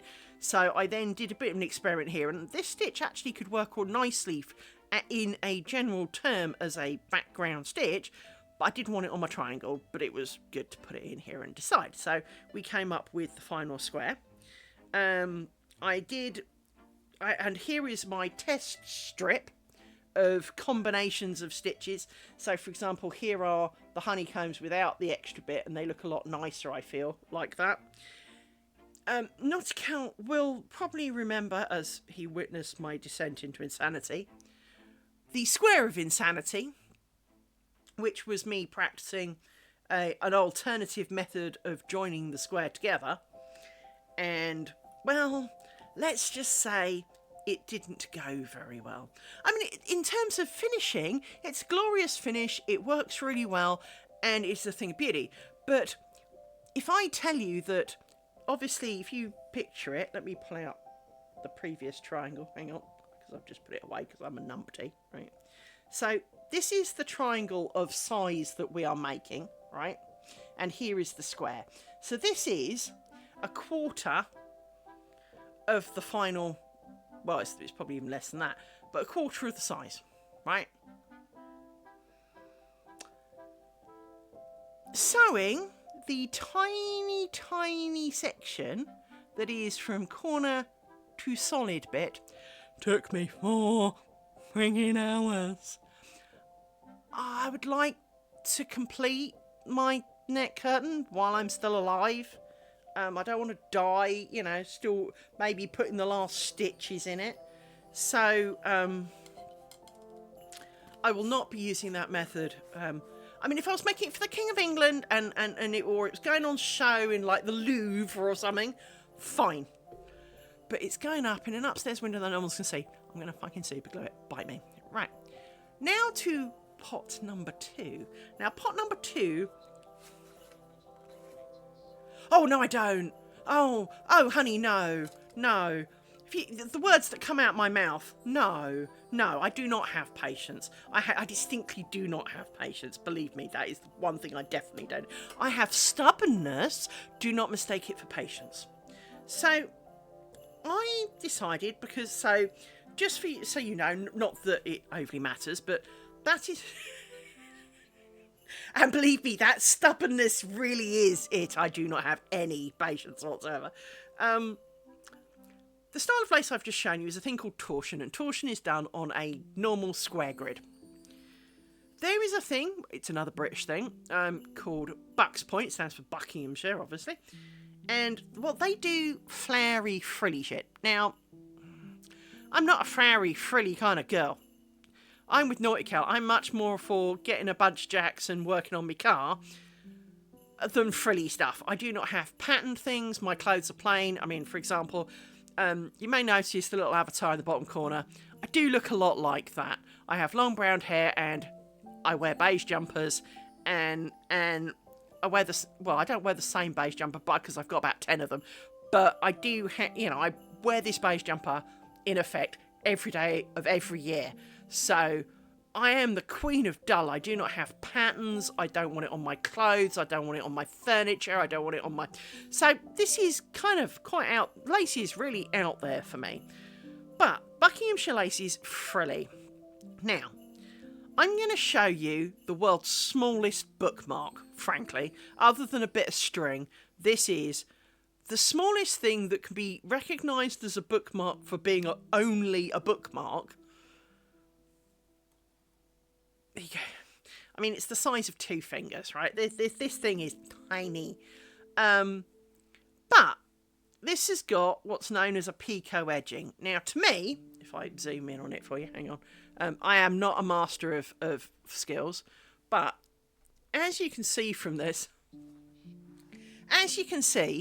these little picots, first of all, I suck at doing them, but I also don't like them, because, let me find some, these ones, hang on, a bit further off the bottom now, these ones here are ones that are right, but they still look like pinholes that went wrong. That's all I see when I look at them. Now, I'm autistic and, bite me, but I look at that and it just looks like a pinhole that didn't work. So, I mean, it makes this look a lot older than about 3 months, right? It looks like it's a 100-year-old bookmark and it's had a hard life, right? Now, don't get me wrong, I really do like this bookmark. I like the little holes with the swirly bits around the middle. One of the things that is kind of weird is it's stretchy. Why do you want a stretchy bookmark? But I really enjoyed making it as well. So, having enjoyed making it, I went on a bit of a quest. And this is my proudest moment. This is everything I'm not personified. I was going to give it away for Christmas, but I couldn't. I just couldn't part with it. This, now it should have had the picots around the edge, but as I said, fuck picots, so I didn't do the picots. And to be honest, I don't think it looks bad for not having picots. There are 1,001 mistakes in it. I know you're probably going to go, I can't see them. Yeah, nobody can, but I can point you to some if you like. There are plenty. Pretty much every flower is uniquely, differently wrong. There is like a hole here that shouldn't be there. There's that petal's really munged. There's a few places where I got the twiddlies between the flowers. But in practice, to me, this is beautiful. Now, once again, I've got a Kindle, don't really need a bookmark. But I really like this. Now, this is made out of tiny threads that it weighs nothing. I mean, seriously, if I sneeze, this would disappear and be lost forever, right? But I really, really love how this turned out.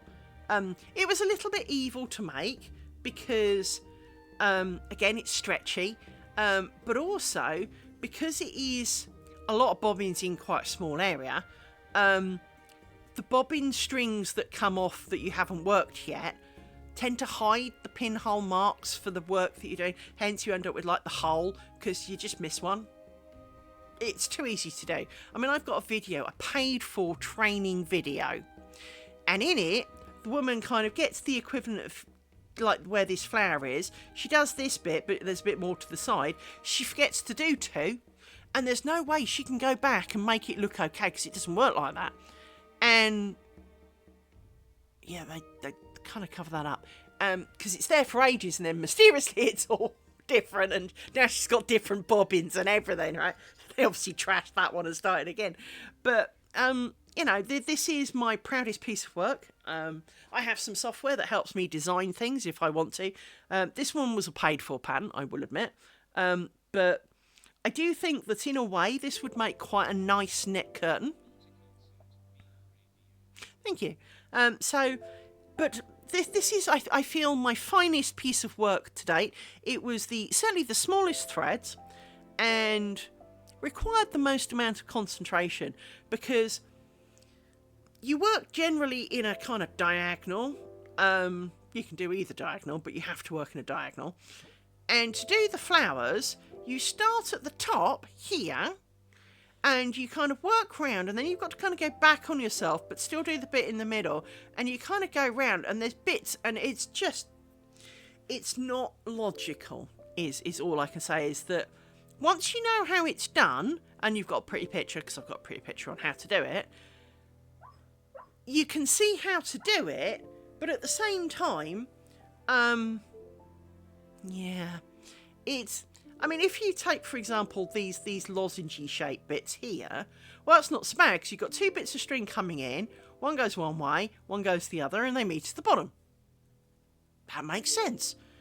And for a lot of them, you know, they do, I won't say flower shapes, but they do like loops. So like the little one, like this one, there's the thick thread that runs round here, but it starts at the top, and one goes one way, one goes the other, and they cross at the bottom, and they repeat until you get to the very bottom, and then you chop it off, kind of overlap a little bit at the bottom, tying it in with the other threads to make the thing, and it all hangs out and looks really cool. These little flower things, because you've kind of got to go in and back and round and up and over and under, and it does take a fair bit of concentration, hence each one is uniquely differently wrong. I don't think any single one of them is technically correct.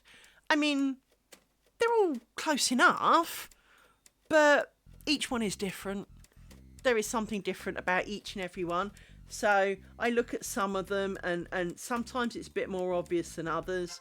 But it'll be things like here, that the bit between these 2 petals looks wrong, and it's certainly different to most of the others, but I did get in the swing of it, so it got a little bit better towards the bottom. This is the bottom, that was the top. How do I tell? Well, this has got the glued end for where I join the ends to try and not have a tassel. Yeah, they do, actually. Yeah, they do. But I was really proud of this, and you know, it is, as I say, I think it's my finest moment to date. I am potentially, I say potentially, because I need to point out, I am no expert. I made a couple of strips, and when I mean strips, I'm talking 1 inch wide, maybe 4 inches long at best, and at the bottom, you didn't finish in any shape or form, you just chopped and let the ends kind of flangle in the wind, right? As a kid, I made 3 strips. 3. And then about 5 or 6 months ago, my brain went, Liz? Yes, brain? I want to do lace making. What? You haven't done that for like 42 years. What the fuck are you on about? I want to do lace making. My brain does this. My brain is not my friend. I'm not diagnosed schizophrenic, but frankly, it must be close. My brain and I do not agree, and we have great stinking arguments. And it does literally talk to me like, Liz, I want to do lace making. Why? Why do you want to do that? Well, but because it's so pretty. Yeah, but you don't do pretty things, brain. You're not a pretty things kind of brain.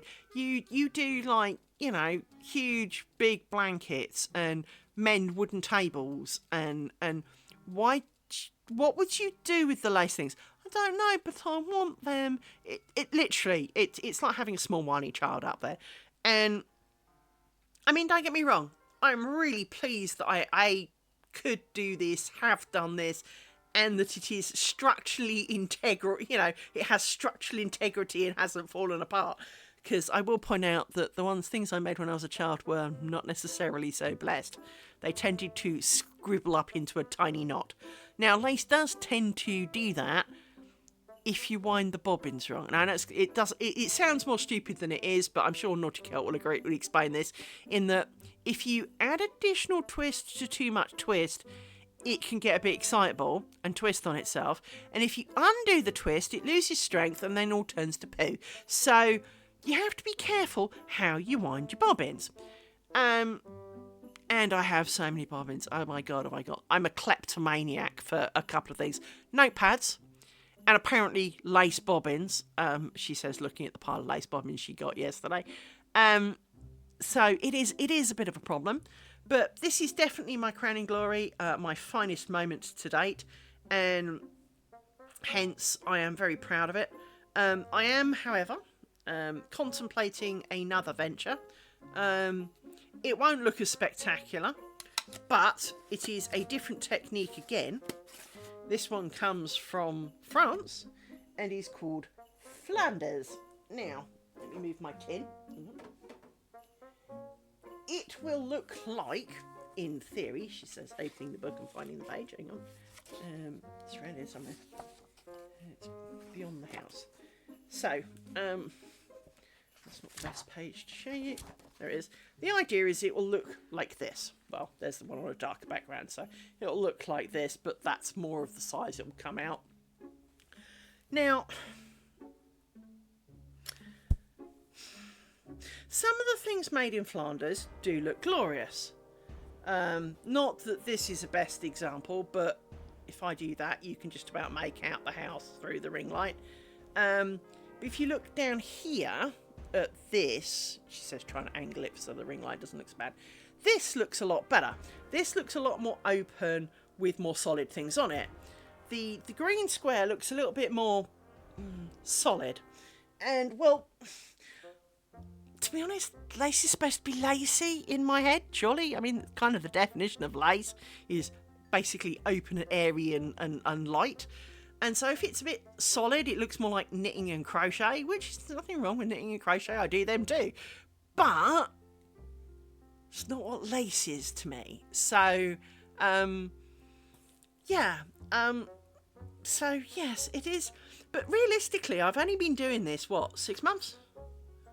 Obviously as an adult, so I am no expert.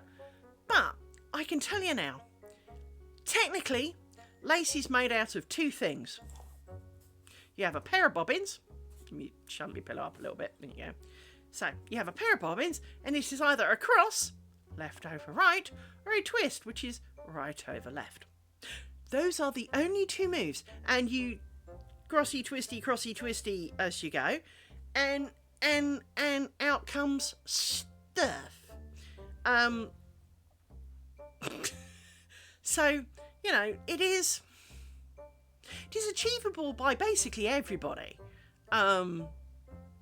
Stubbornness really does come into it, though, I think. Because as you can see from this monster pile of bobbins, and I've still got 5 more bobbins to add to this, by the way. Quantity of bobbins does give me... It's a slightly overly used phrase, but it does make me anxious. Because it gives me a form of anxiety, because obviously...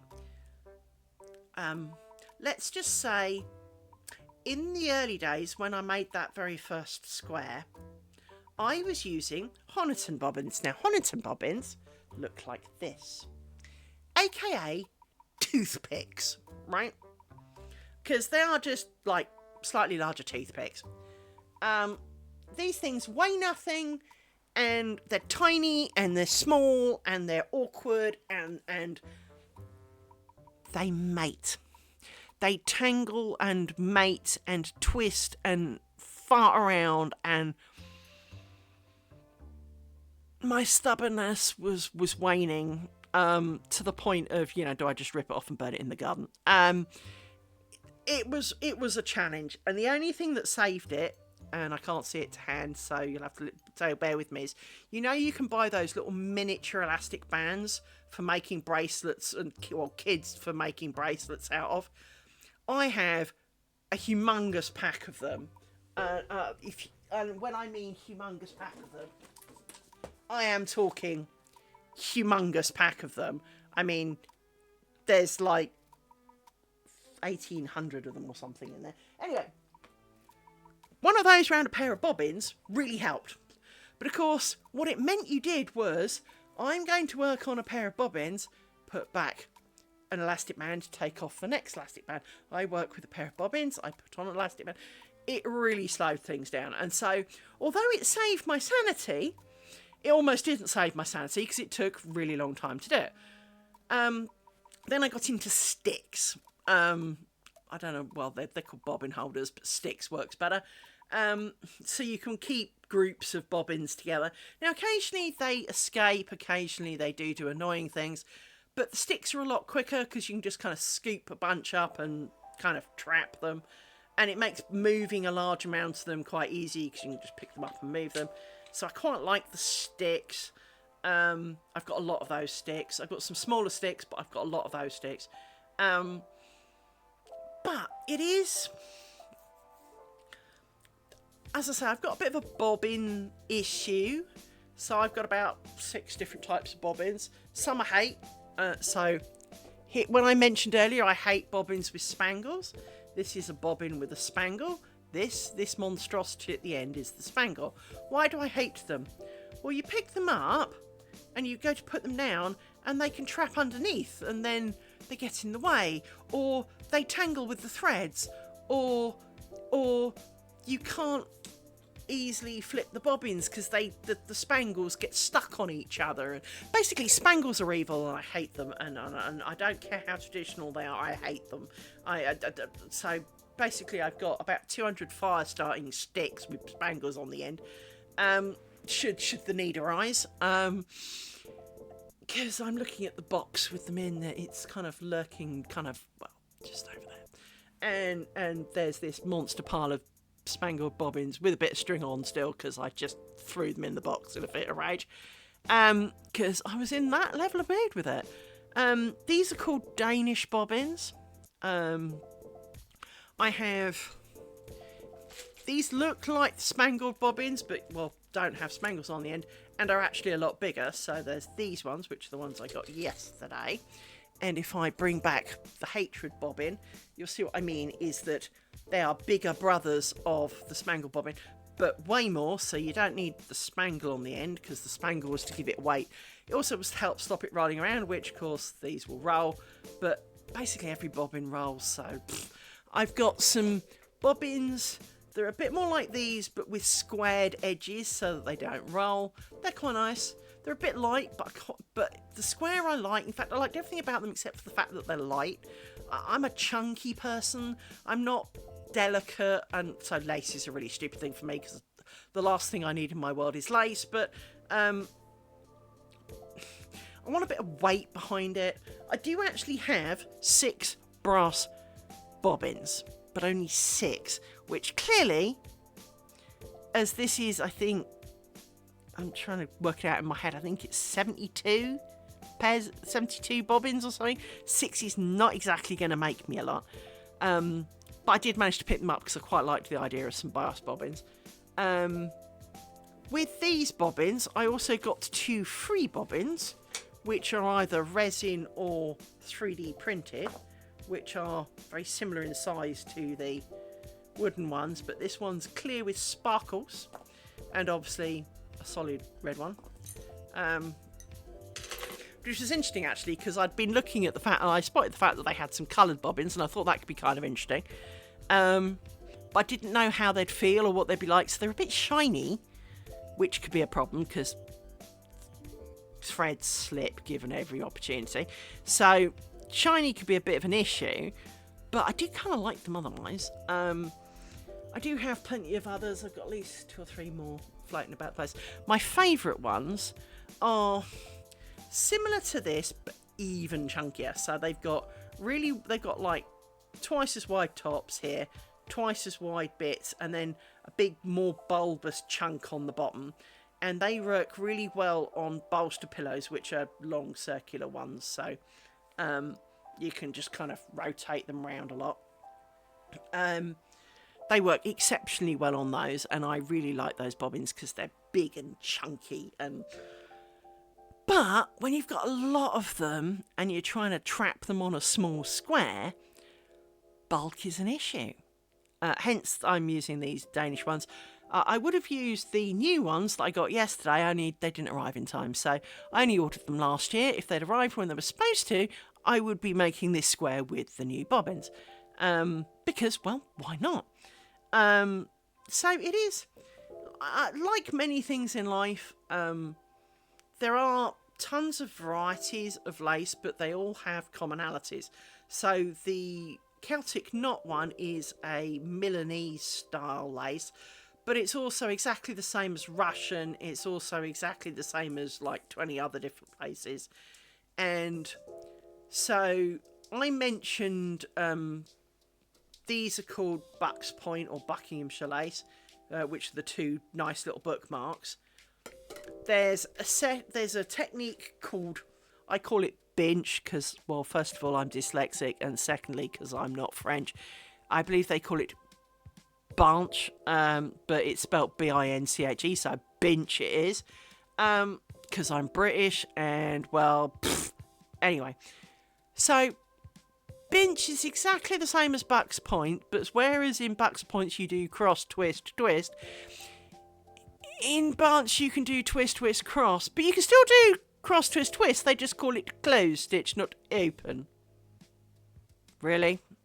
Other than that, it's exactly the same shit. Now, most lace making really boils down to a bunch of us go on a training course and watch some woman at the front of the class going, right, well, you do this, flick, flick, flick, flick, flick, flick, and you go, okay. And so here's how to do this stitch, here's how to do this stitch, and you kind of go, okay, I get it. And you do a little strip in your training course, a bit like when you go on training courses for work. You know, you do some minor, useless, pathetic thing. And then when you go back to work and you need to do something a little bit more proper with it, well, it doesn't quite work the same, does it? And they're sitting going, so which one's crossed? Do you go left over right or right over left? And they maybe remember which way round that is, but they don't remember the order. They just remember that it's like twisty, twisty, cross, or cross, twisty, twisty. I'll pick one and I'll do that. Because, to be honest, when it comes to lace making, it's almost irrelevant how you do it, as long as you're consistent. So, like this has got the little ground stitch that goes all the way around the edge. As long as you do all of that the same, doesn't matter, does it? Because it will all be the same. They won't know if it's supposed to look like that or not. And obviously these people, you know, went on training course, met up for the Great Lace Convention of, 1203 or something, right? And they all went home, but didn't write anything down because most of them were illiterate back then. And so did their best and came up with variants on a theme. And it's exactly all this is everyone's gone back and kind of gone, well, it's a bit flimsy. What happens if I add an extra twist? Or what if I do this to it? Or what if I do that to it? And then that's become popular in an area because they all went back to their mates and taught their mates what they do. And suddenly now a whole area in France, Flanders, is doing what's called Flanders. And Bucks Point is what, Buckinghamshire people are doing that. And Midlands people use fucking bobbins, and Honiton, funny enough, they use, do Honiton lace, which is mainly flowers, by the way, but Honiton lace is more like applique things or logos, or you make like a little flower with a stem. You don't make like a square or an edging or a strip. You make individual little flowers, really. They only ever seem to make flowers with it, so but, everywhere's got its own kind of version, but it's a bit like regional dialect. It's a bit like accents. It's the same words, just said slightly differently. And lace making is pretty much the same. It's the same crap. Now, the Flanders one, the only thing I don't like about Flanders is every dot on here is 2 pairs of pins. So, it's not these 2 particular bobbins, but will be 2 pairs of bobbins meeting up to make a dot. In Flanders, it's 4 pairs of bobbins, and that just means that there's twice as many bobbins just to be for the sake of it. Now, apparently it is really long lasting and really sturdy. Well, that's really great, but it just feels too dense for me. I mean, I think it would make a great shawl. I think so that it could be a wearable, practical object. You don't want something as delicate as, say, my bookmarks, because you'd be scared that the first time you wore it, you'd just rip a great hole in it. So Flanders is obviously designed a little bit more for use, shall we call it, and not being an edging or for show only. It is designed for a bit more hard-wearing work, so okay, but doesn't mean I have to like it. But I am going to have a go. I'll have a go at that. I mean, I've done the pricking thing. Well, I haven't done the pricking thing. I've copied the holes onto a piece of tracing paper, and I've got a piece of brown paper to stab with the holes, so that the reason I use brown paper, normally we would use green or blue, but the green and the blue mean that the white doesn't show up very well on camera, whereas this extra shitty, nasty, cheap, you have no idea how crappy this brown paper truly is. I mean, it's a bit like the brown paper version of the tracing paper we used at school for toilet paper. It's got that kind of quality of... I mean, this thing would probably make a better tea towel than half the commercial tea towels. I swear it would absorb more water, right? It is the cheapest, thinnest, nastiest paper. But of course, if you laminate it and it's brown, it shows up really well on camera. The dots show through because they're black, and the white thread shows because, well, it's white. So it works really well on camera, and of course it's recycled, so, you know, go green. And it's cheap. Hurrah! So brown paper it is. Here's to brown paper.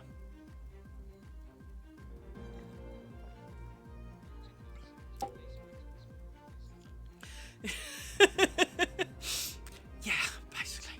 So, but I'm gonna have a go at the Flanders thing, just so I can say I've had a go at it, because, you know, when I came to do this, I'd had a go at each of the stitches. I knew what stitches and how well they work next to each other, and because I'd made my strip, and I played around with it, and I had a good idea what I wanted to do.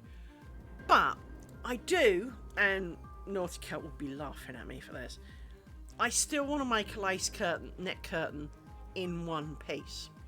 My brain is not letting go of, but now you've got a bobbin, because I've got a bolster pillow that's 72 centimetres long or something stupid, I could make it in one piece.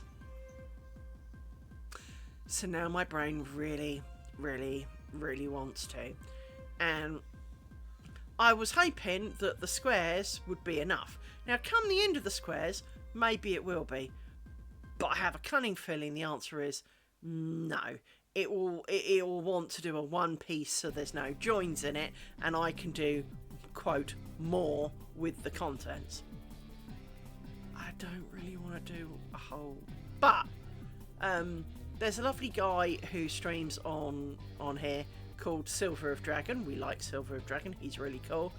He's currently making a 2 meter wide shawl out of bobbin lace.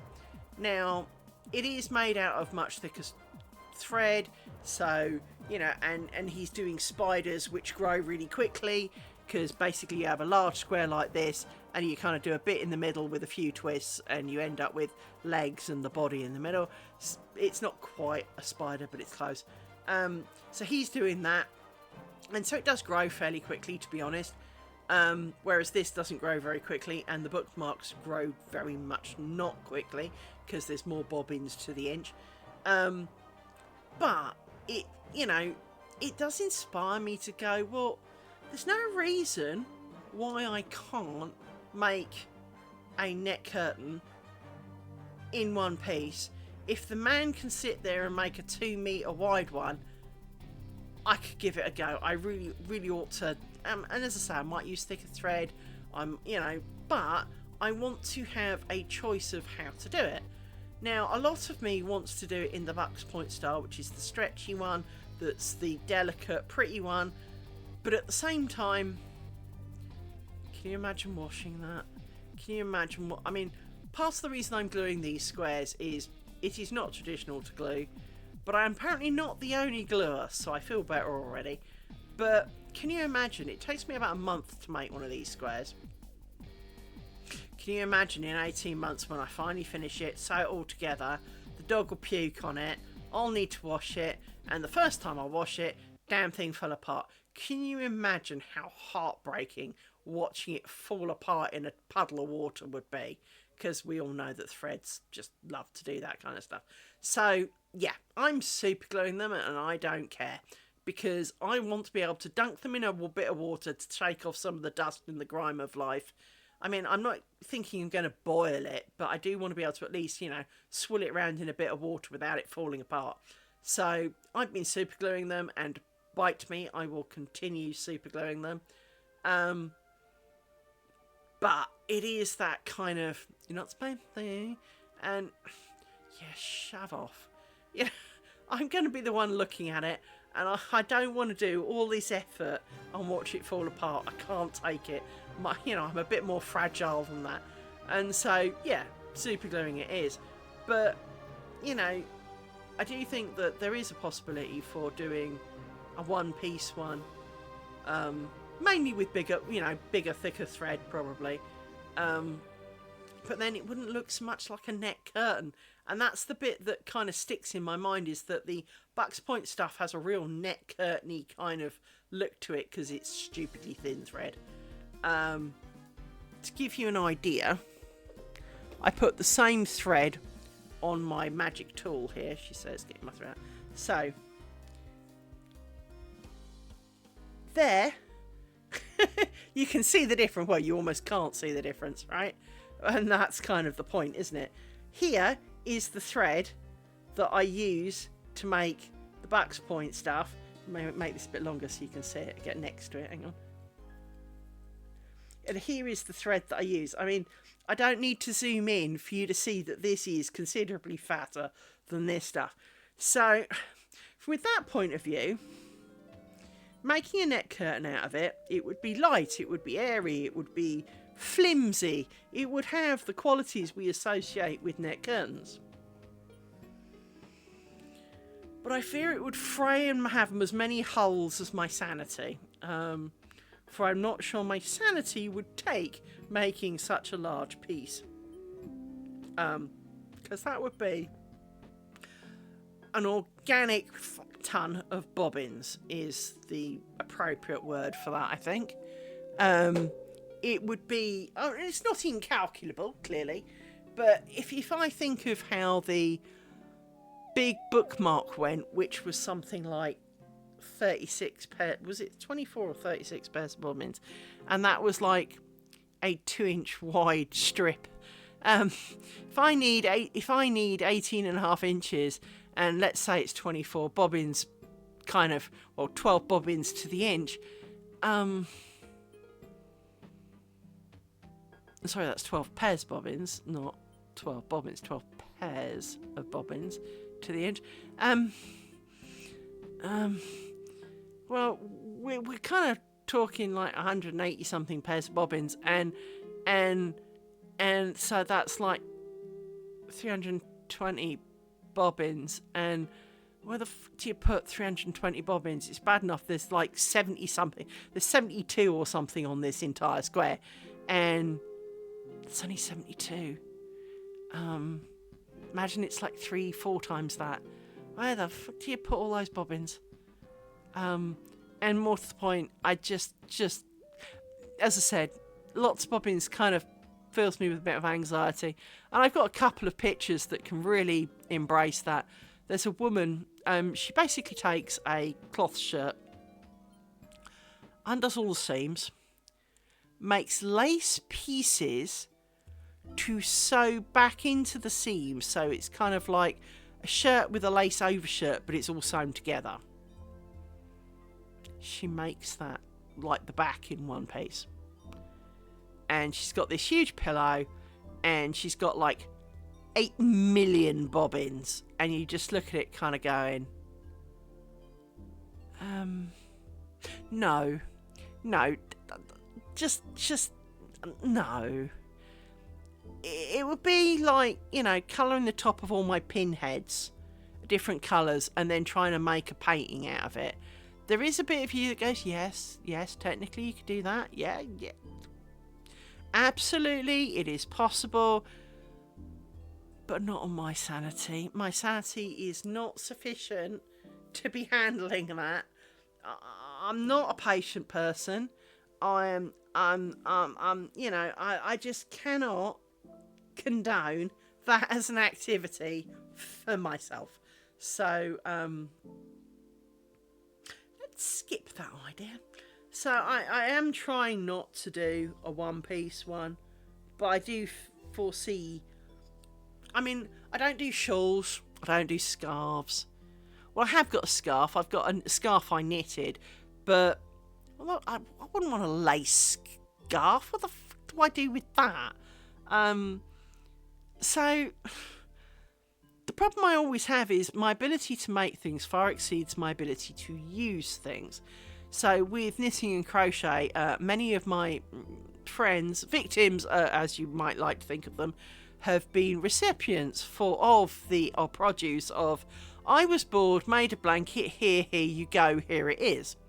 Occasionally, they get asked what colours they'd like, but they don't get anything else in the say in the matter. It's just that I'm going to be making a blanket.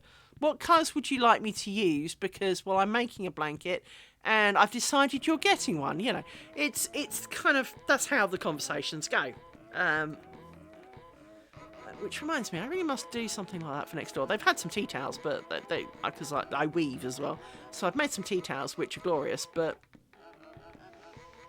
do you need to make them stuff? Anyway, I was going to give the big bookmark to next door, because they really are lovely people. But I can't part with it. There's a bit of me that just can't part with it. I could probably make another one and part with a different one, but that one's kind of special, and I need to keep it. And preferably put it on the wall in a thing or something. But then I don't really have anything on my walls. In the entire house, I've got 4 things on the wall. One's a mirror, 2 are clocks, and 1 is a picture I made just after my father died. Now, I can't draw for shit, and it's a pretty ugly picture, but there is a YouTube video of me and what I made for my dad, and the story of why it was for my dad. But, well, the picture's kind of hidden, and well, 1 clock's not got batteries in it, 1's right in front of me, and the mirror is in the toilet. So I haven't got things on the wall here. I do need to do something from the walls of my bedroom, because it is a bit barren up there, but lace isn't it. Lace is not a thing. It's not. I have seen a big vinyl of, like, representing, like, part of the TARDIS and the the Big Bang 2 thing, and was slightly tempted by that. In fact, quite reasonably tempted by that, but didn't actually do it. Just yeah,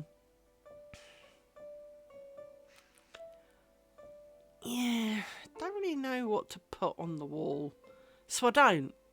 Rather than buy some tap that I don't need and don't overly want on it, I just haven't, because, well, like my bedroom, I'm 99% asleep, and certainly this time of the year, it's dark when I get up, dark when I go to bed, and I don't really turn the light on, so what's the point? I can't see it. As it is, to be honest, the window that is to get the net curtain, when I was measuring where the net curtain would be, because I don't want my net curtains all bunched up, my net curtain's going to be flat, the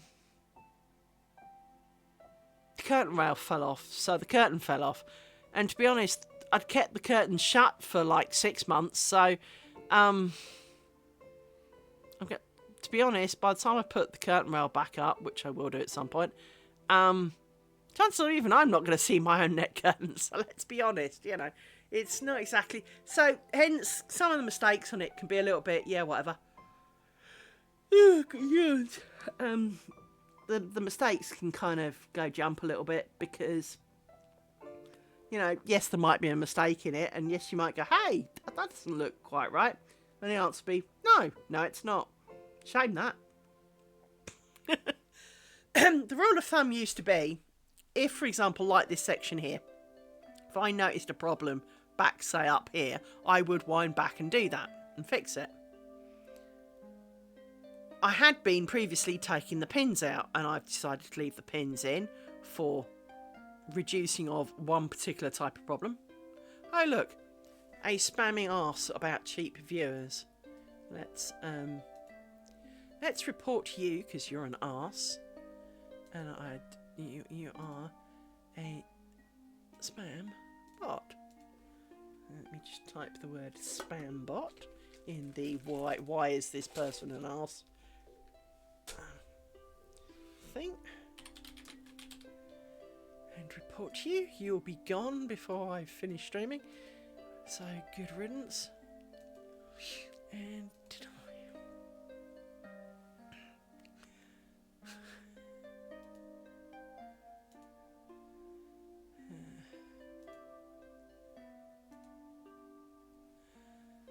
So yes,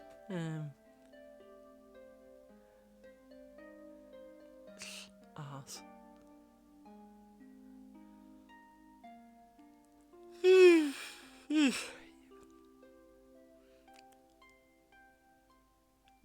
It's amazing how inventive they are with the word cheap and viewers to try and get it past. I've never seen an H with an angle bracket on top of it.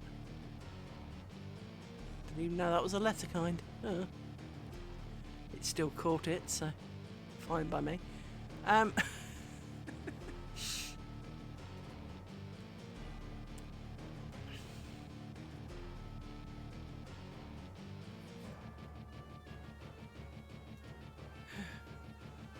my phone will go ping in about 5 minutes going, thank you, we have banned said idiot.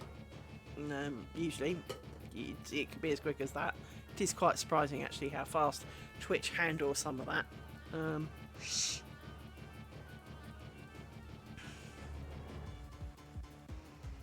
But yeah, so I am a bit of a loss as to what to do with the things I make because, well, there's only so many bookmarks you can make, and I don't really need tablecloths because, well, I don't have any friends, and I do have one table I could put it on, but I don't think I would. Do apologise. Where's my yawn thing? Hang on. There you go. I've got my yawn warning. I do. But my problem is the number of things that I want to make, the number of things that I see and would like to try, but I don't need any of them. I suppose the only thing I ought to be grateful is it's not flower arranging, because I don't really want, that'd be even worse. At least I'm not killing anything to do it. I definitely do struggle a little.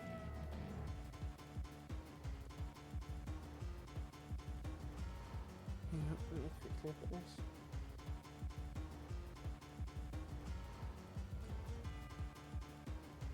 Oh my god, someone actually followed the frickin' rules.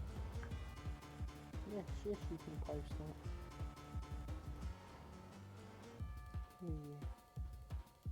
You have not. So, you can shut off. I run a group on Facebook for weaving, and all you have to do is answer two things.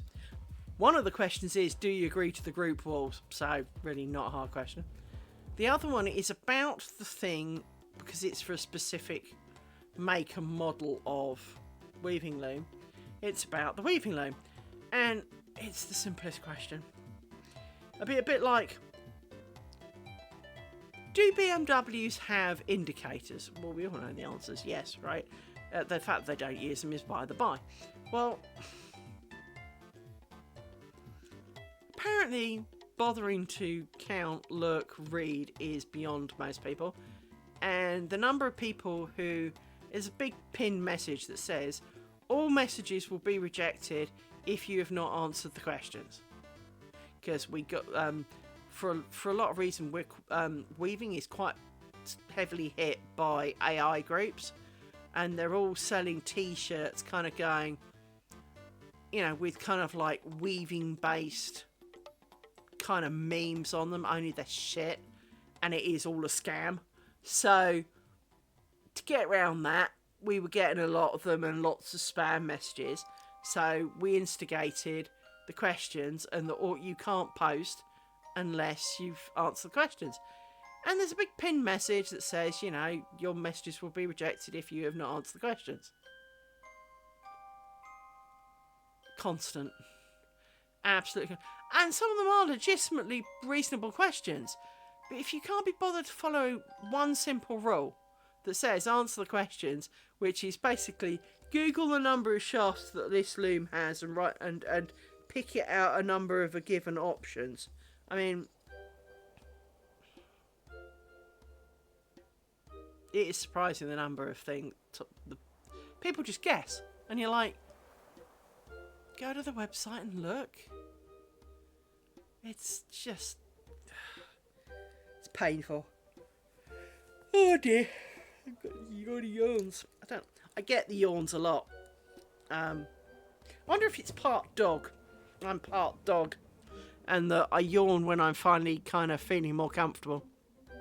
Because it does seem to be, as I kind of relax and get a little less kind of worked up about something, I start yawning. And of course, once I've started, I don't generally stop. So, let's add these extra bobbins before, you know, I forget and chicken out or something. Let's add these extra ones.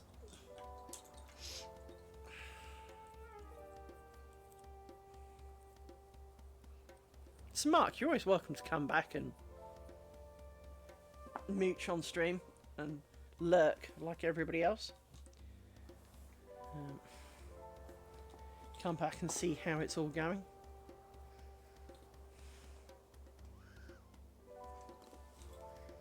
You're also, of course, free to run away and never think of it ever again.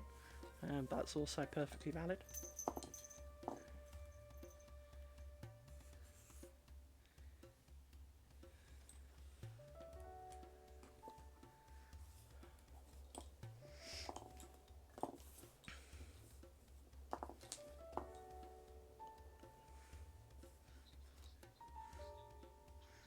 I understand.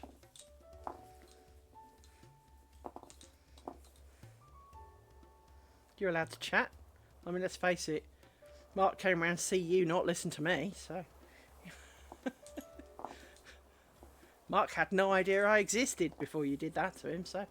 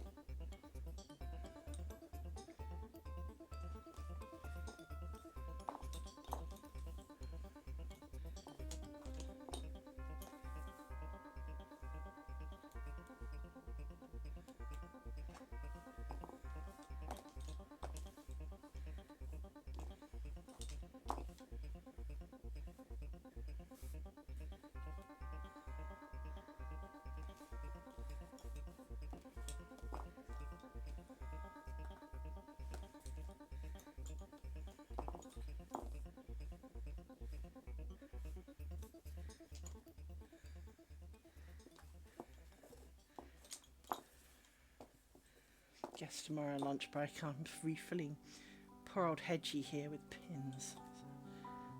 I keep meaning to do it while the videos are uploading, but it never seems to work out that way.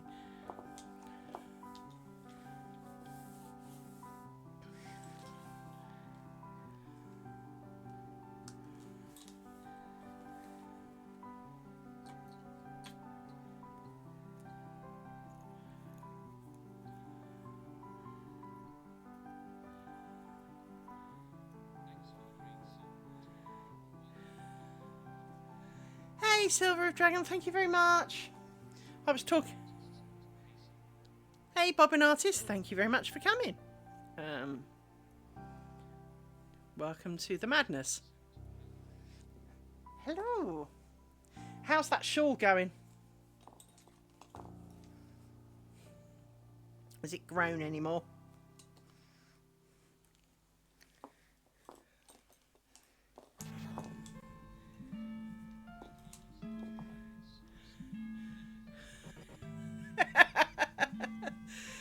Hey, Bit Gaming. How did your stream go?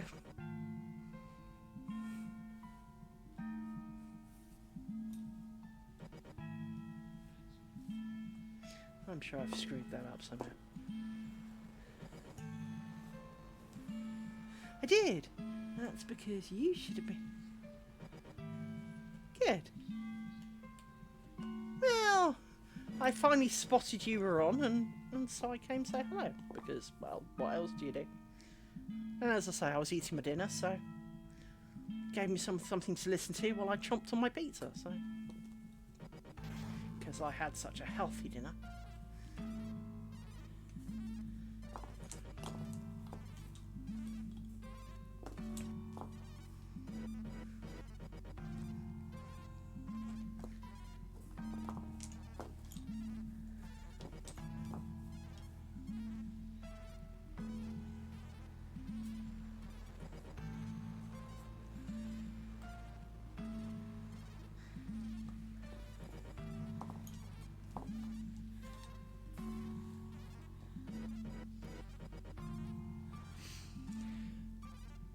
It's funny because you...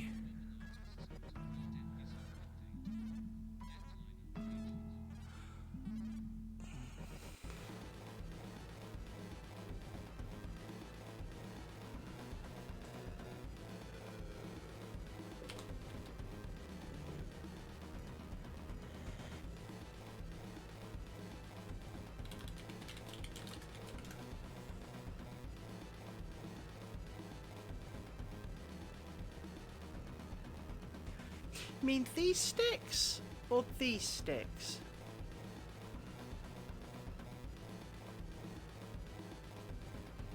Bear in mind I will be slow because I'm having to translate and I do not speak Danish or whatever. I think it's Danish.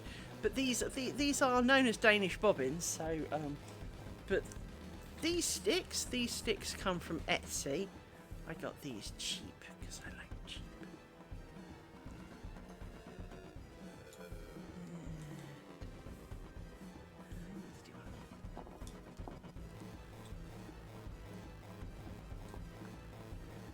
Silver Dragon may need to translate for you. I don't know. I am not multilingual, sadly. I am very unlingual. I do poor English at best.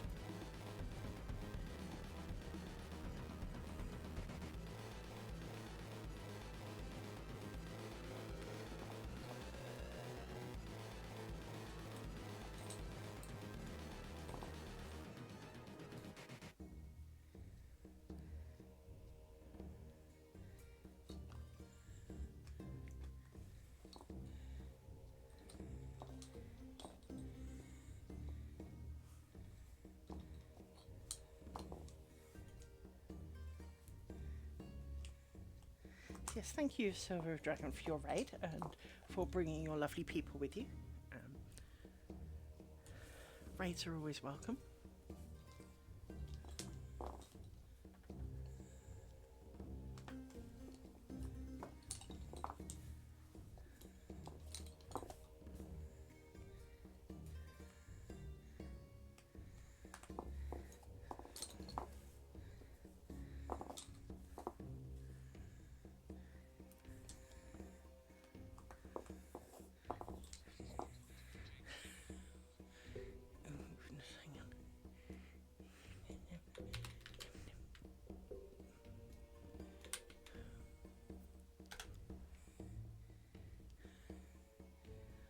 Okey-doke. Well, thank you for coming, Bobbis Artist. Was a pleasure to have you. Bye-bye.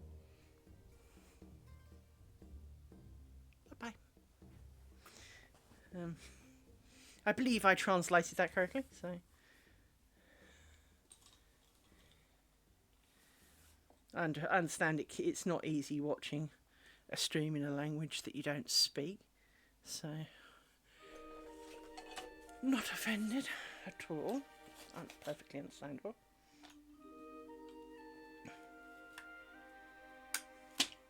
One of the things I tend to do, because I've watched some streams in languages I don't understand, one thing I find to deal with it is to put it on mute and just to watch along and see what's happening.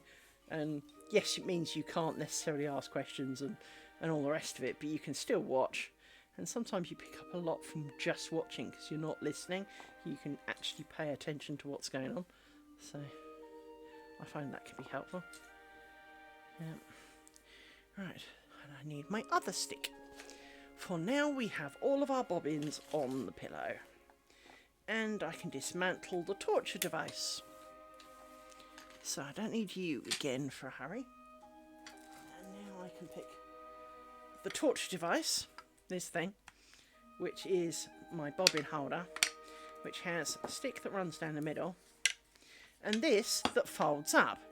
But when it folds up, the holes that the stick goes in, which you can just see here, you can't attach the stick to it particularly easy. So I have these, which are long worms with magnets on the end. So I put that round the middle in a kind of figure of 8-ish kind of way to hold it still so that when I need it next time, it's still there.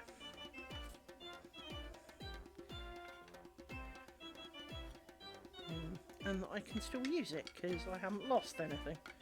Because without the stick, it has no structural integrity and it will fall over a lot. So it is kind of important to have said stick. But there's nowhere to store said stick when it's flat. Which is just stupid. So it's being a bit more awkward this time. I don't quite understand why. Did I do it last time to the front? I must have done.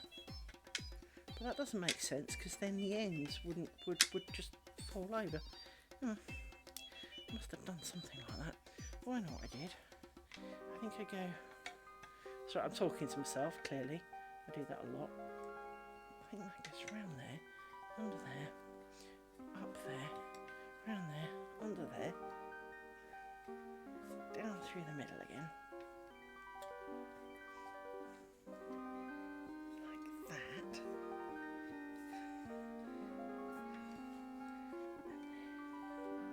I need to grab this end, give it a bit of a pull. Like that. So that comes around there like that. And then that goes on there like that. And then the stick goes through like that. So there you go. So it's all kind of, but it's round, so it holds it all together so that I don't lose the stick, or that the doggies don't steal the stick and eat it and render it useless. So you can go around the back. I can push most of you down now. Where's my pushing device?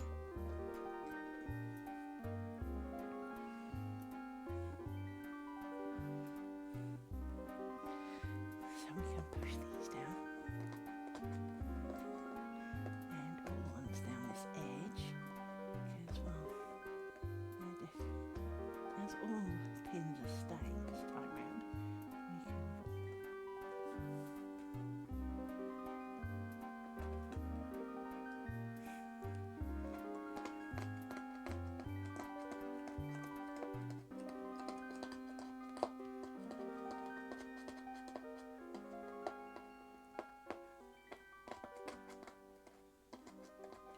It's really hard for me to see which pins are up and which ones are down, because it's just a sea of shininess.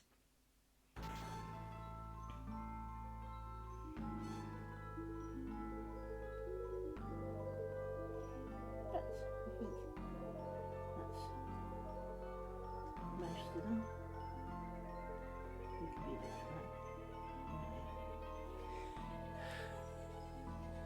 helps you see what's going on, especially as we're keeping the pins in this time round.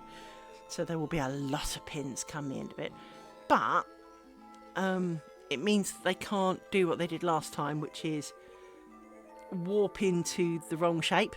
But it also means we're less likely to spot the mistakes until right at the very end, which is a blessing and a curse, because, well, you know, we don't need to dwell on the mistakes that we make, but at the same time, what if I wanted to fix it and I didn't notice? So,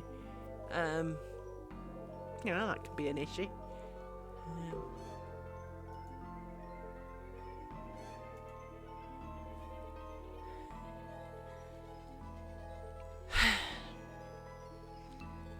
Now, 8:30. Do I do more?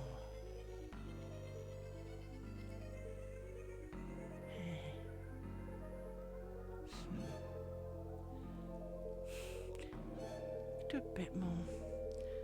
I'm going to go and fill my drink up because I've drunk it all. I shall be right back. Oh, I'm going to throw you into ads just to waste time.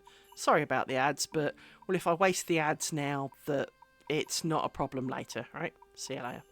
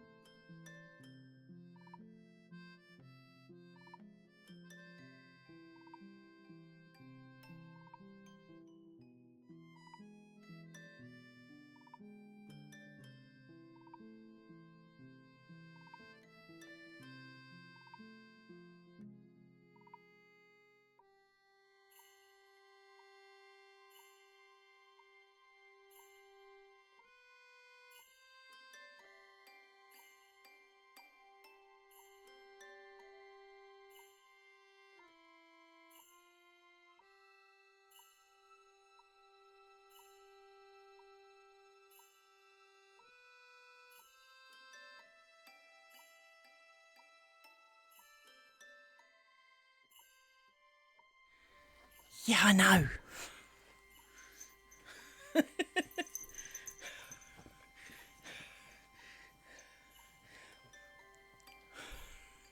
You know, but that's the whole point, isn't it? Subs are there to encourage. If advert breaks are there to encourage people to sub so they don't have advert breaks, and that it doesn't matter that technically there are advert breaks because they're not getting them. Yes, I know you're licking your lips, Mr. I was licking the plate when I came back in the room. Naughty dogs.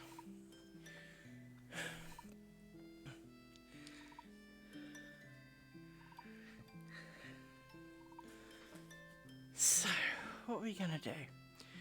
We're going to do down here, aren't we? So, you can go round the corner. And we will need you. But not you two. So, 3, 4. That's a good thing.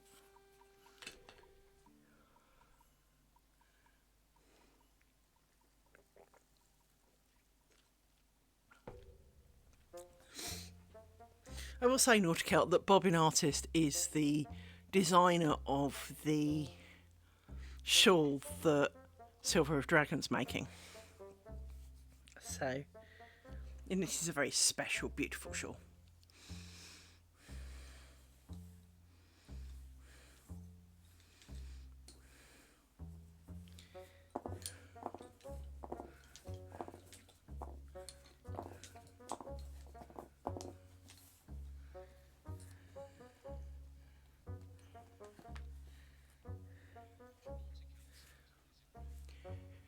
No, I think he's doing it in black, actually. It's, or certainly a very dark colour. you'd have to go and have a quick peep on Silver of Dragons.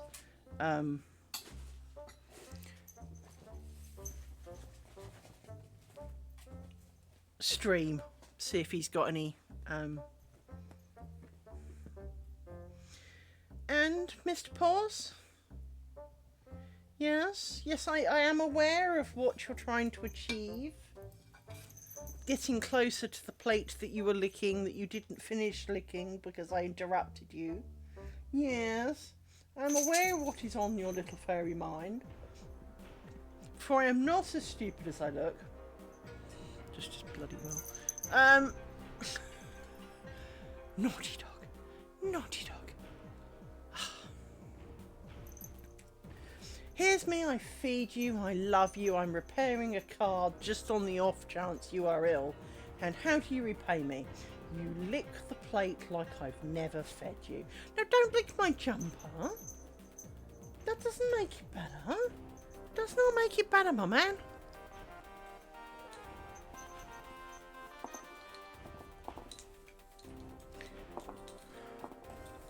Joys of dog.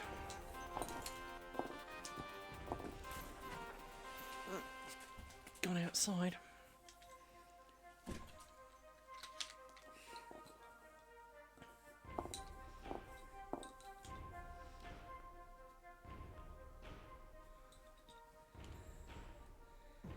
Now I need to keep an eye in case for some reason the fence has come undone again. I did push it back and kind of wedge it, so it shouldn't.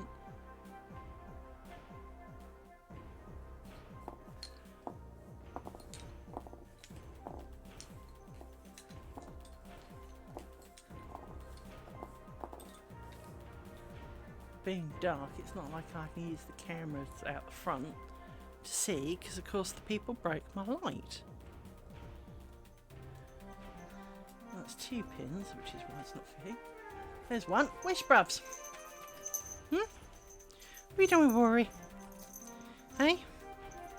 Where is he? Is he outside? Ouch. Thank you. Where's Rory? There he is.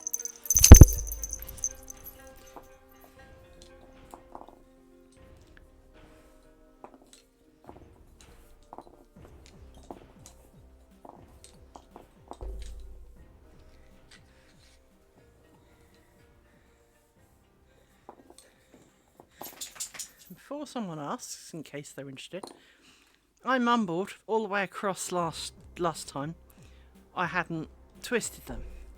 Well, when you leave and join cloth stitch, there is supposed to be a twist on the bobbins. Now, because I did ground stitch, which ends with a twist, these are pre-twisted, which is why I never screw up that bit, because, well, it's already done for me. It's only when you're leaving and joining that you have to worry about it. 1, 2, 3, 4.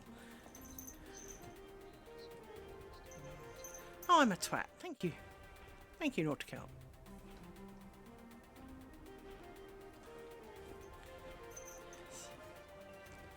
It's the only problem of not looking at the screen. And now it says Twitch ads are running, which of course it's not. So let me just kill that one. Oh, that. Oh, yeah.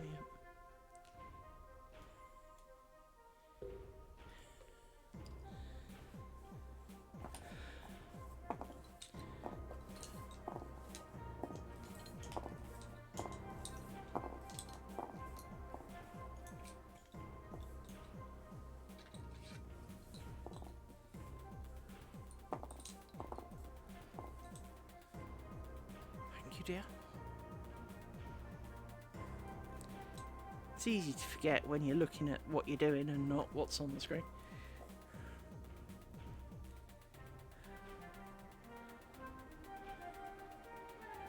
Even though I've got a button that lights up to tell me which screen you've got.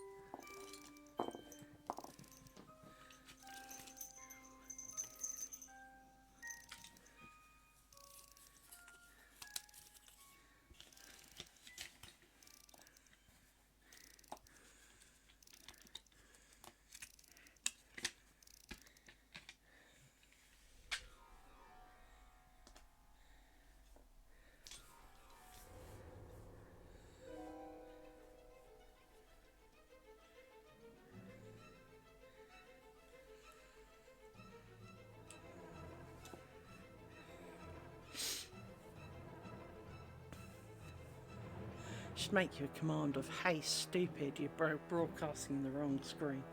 That's what you really need.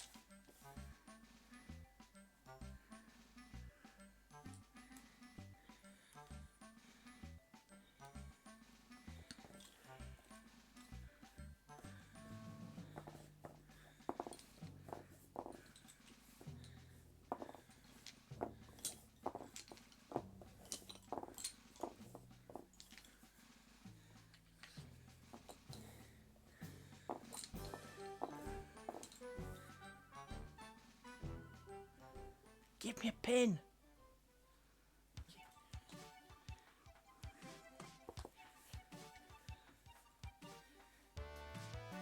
Stop coming undone.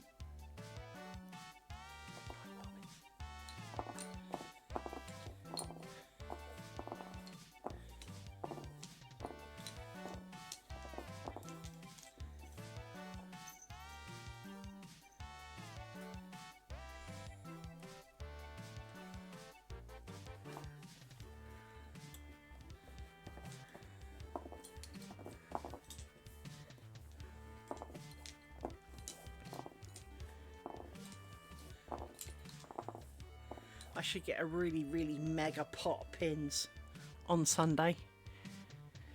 I ordered 500 grams of them. So I should have plenty of pins. Well, you don't want them to run out, do you?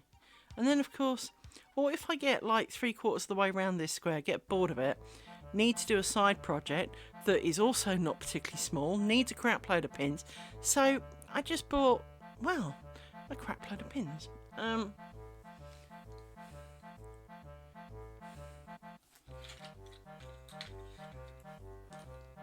For it seems that you can never have too many pins, only not enough pins.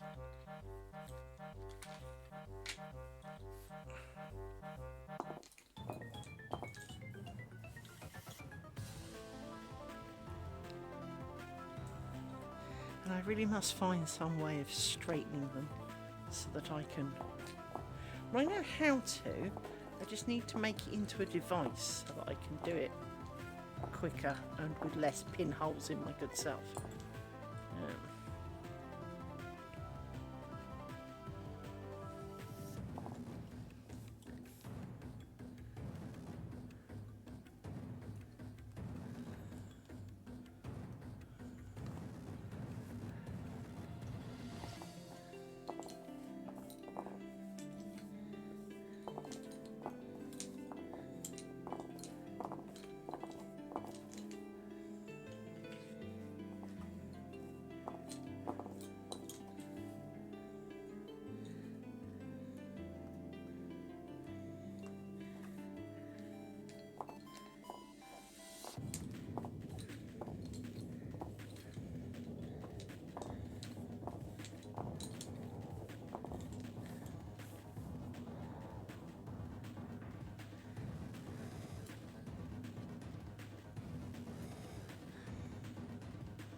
What you really need is like a Pez dispenser for pins, so that the top kind of pin,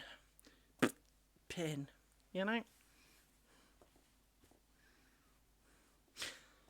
And for everyone who's going, what the fuck's a pen dispenser? Be older.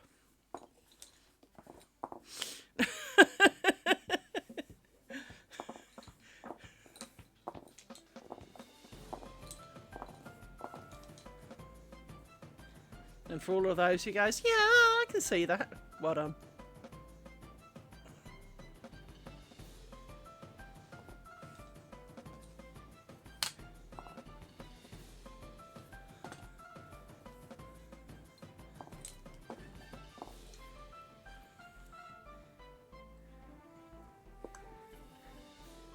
See if that'll Google it.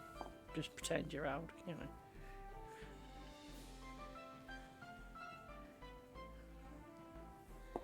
We were addicted to those Pez dispenser things. 1, 2, 3, 4. Not because the Pez dispensers themselves were particularly exciting, nor because the sweets within them were particularly amazing, but it was just the novelty, because we were stupid, of being able to basically usually flick the head off the character and have it reveal a single sweet.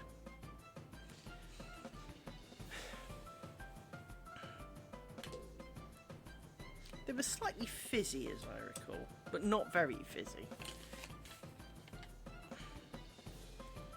It wasn't like space rocks or anything fizzy, it was just slightly fizzy. Because I don't think they do space rocks proper anymore either.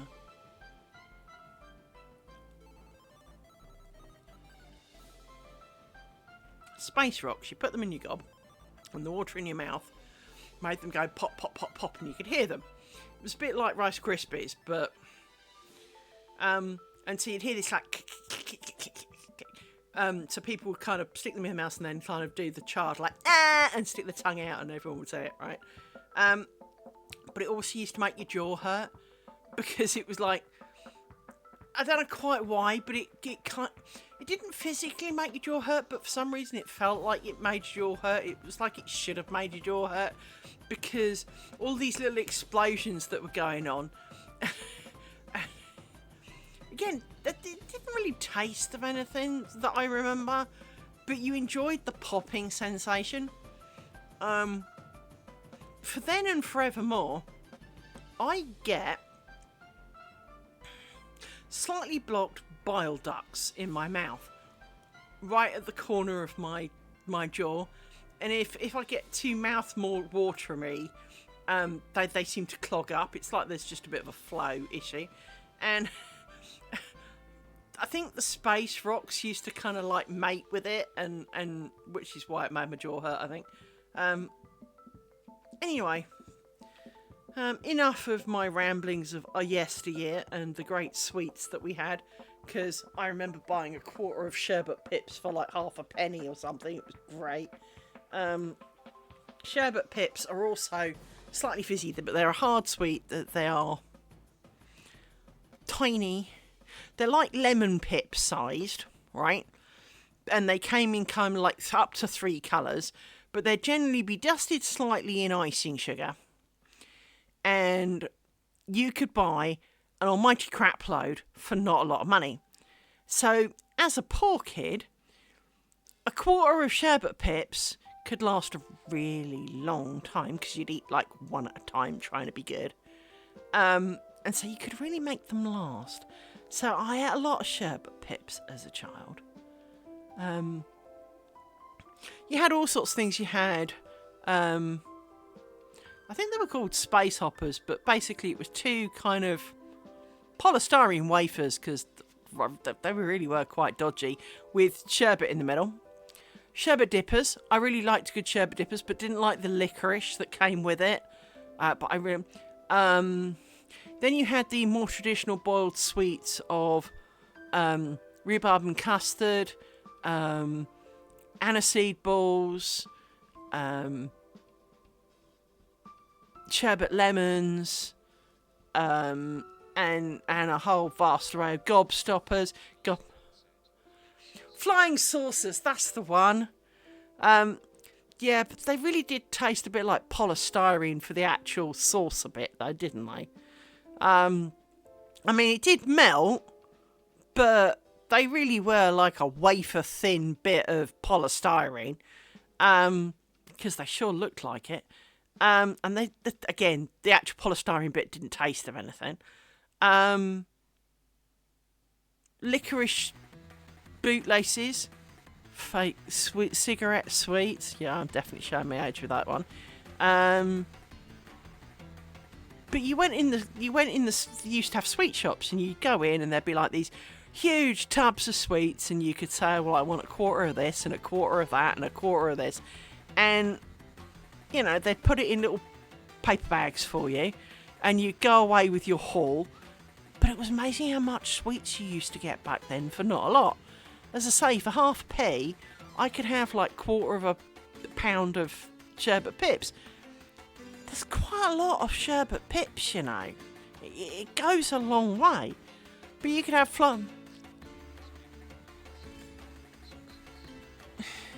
Yeah, it just didn't taste of anything, and they were kind of, weren't they? They were a little bit. But they came in a number of colours, and I'm sure we all swore that they had different flavours, but they didn't. We had so many sweets, but we had access to a lot of sweets, but at the same time, we didn't really eat that many sweets. It was a treat to go to the sweet shop. It was a treat to come away with a bag of sweeties. And there was like the big things in tubs that you could get quarters of, and then there were like individuals, and they'd do like scoops. It's a bit like the pick and mix at the cinema, but not quite, in that you did not handle the sweets. They were given to you in a bag. Occasionally you might get to pick up some, but it would be a couple. It wouldn't be the whole array.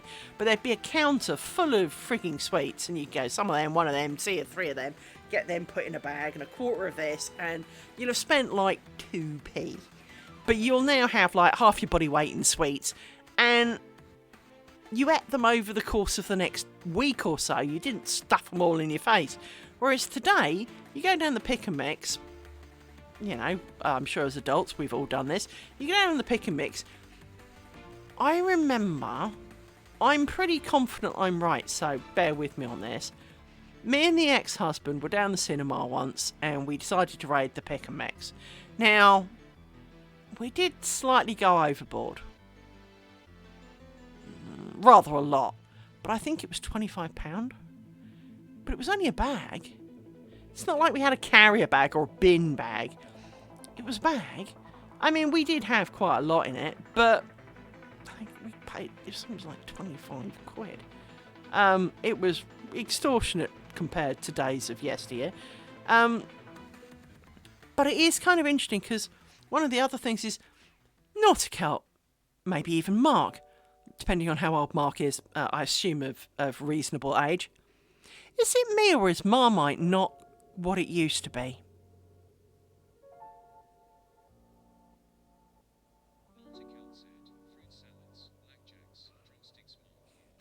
Yeah, I wasn't so much into blackjacks because I don't really do licoricey style things, but drumsticks are cool.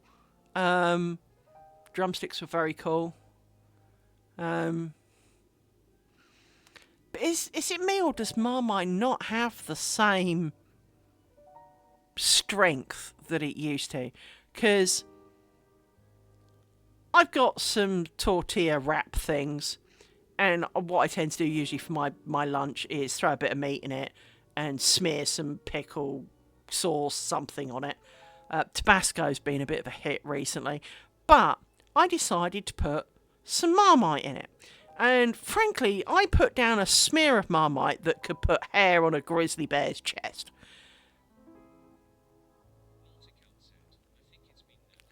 Yeah, me too. I mean, seriously, I put a smear that looked more like a layer of axle grease. I mean, normally you kind of like, an atom thin layer of Marmite was kind of... An atom thin layer is for normal people. A wafer thin layer of Marmite was for hardy people. This literally was, you could not see through the Marmite. and it didn't kill me or blow me away or... Yeah. And I think this is the problem with everything. I mean, clearly the pair of you, the pink medicine that your mother fed you that fixed fucking everything. I mean, you could have been beheaded. Have a teaspoon of this, it'll fix you, you know.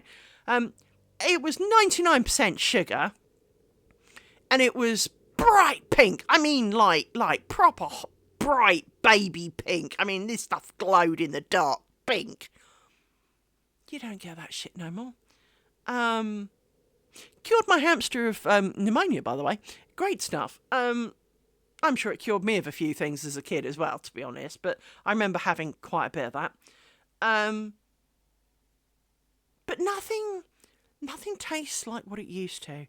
And I mean, I won't say it's because I've eaten 50,000 chilies, because while that might be true, I've still got a fairly reasonable, delicate pick-up for tastes on things. But things just don't taste like what they used to. I mean, baked beans are runny. Baked beans never used to be runny. When you put baked beans on toast, I mean, yes, it would potentially make your toast soggy, but it took a while.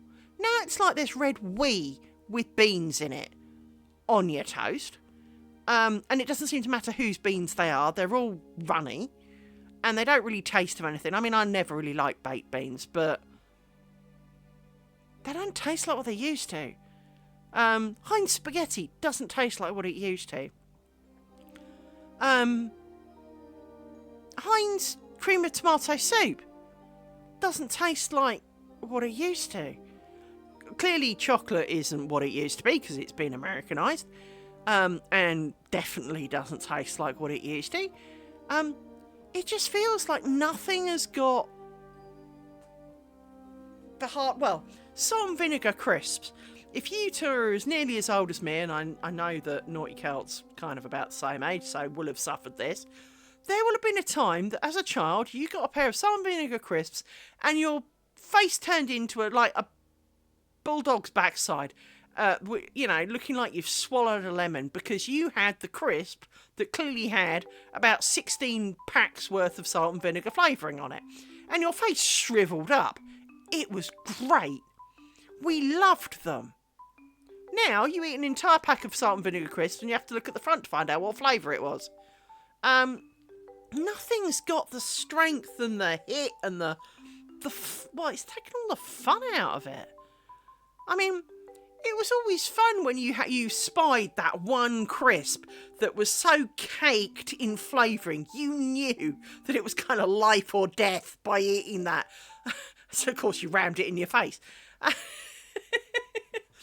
You just don't get that anymore.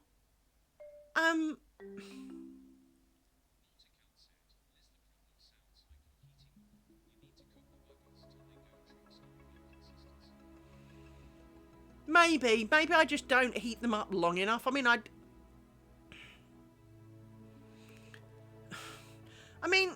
as I said, I only have to think baked bean and I've farted already, right? I am not good with beans. Beans and I are just not a healthy thing.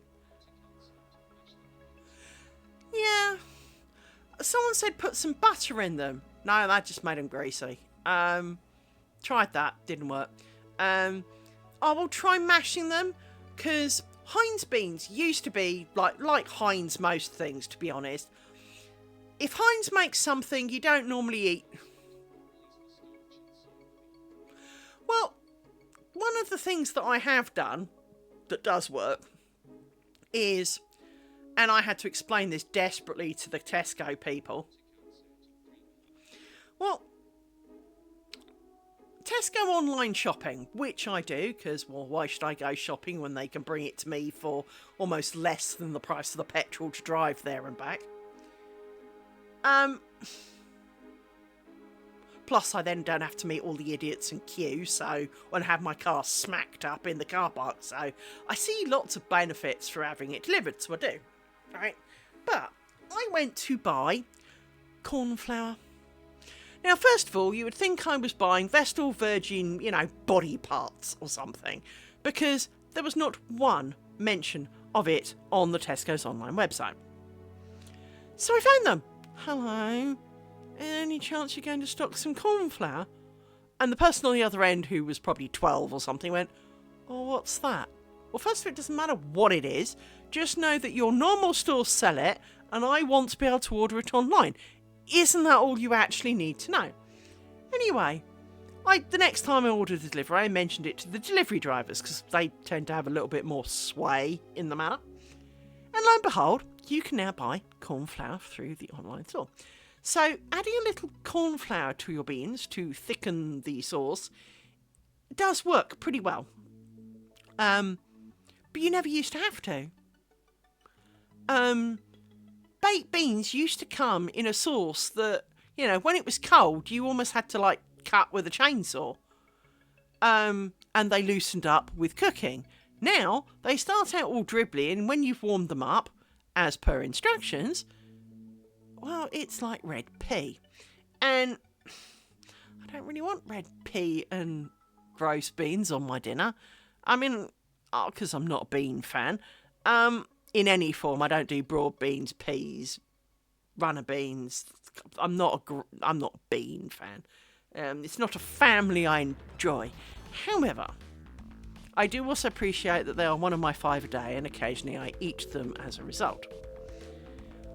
I will say, baked beans and cheese on a baked potato is a kind of thing that can go. That is the most tolerable way of getting beans within my purse. But it is just... about the only thing that hasn't really changed is salad cream. It's kind of like... nothing's kind of tastes... even Coke. I've got Diet Coke. And I drink quite a lot of Diet Coke. And I'm sure that, health specialists around the world are crying because, oh, it's a fizzy drink, it'll kill you. Yeah, well, something will, so, can we get over that? But it doesn't taste like what it used to. It tastes better than Coke Zero, because Coke Zero literally is just black fizzy water, but it hasn't got that much of a flavour to it anymore.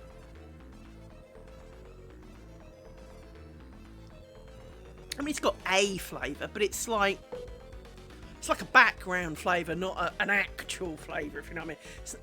But it's like, have you noticed, do you remember when Ribena, frankly, a bottle of Ribena could last you 5 years because you needed a quarter of a thimble per litre to make a drink out of it. Whereas today, you pour in half the bottle and a quarter of an amount of water, and it's could have done with a bit more flavour. It's I remember when neat Ribena, frankly, was a death wish.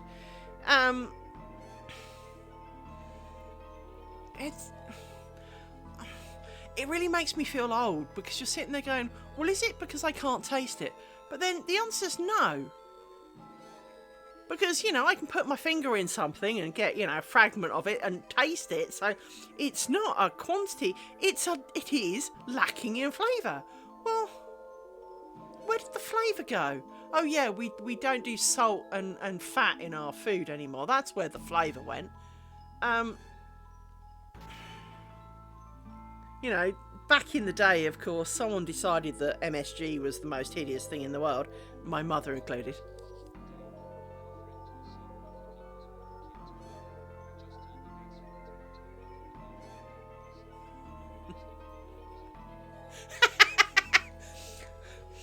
I'll tell you a story of me and my father.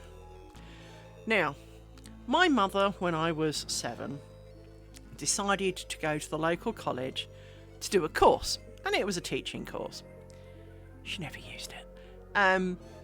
But every Monday she would go to this course, and my dad and I had to cook dinner and eat it because she would have gone before dinner time, and we would watch some telly.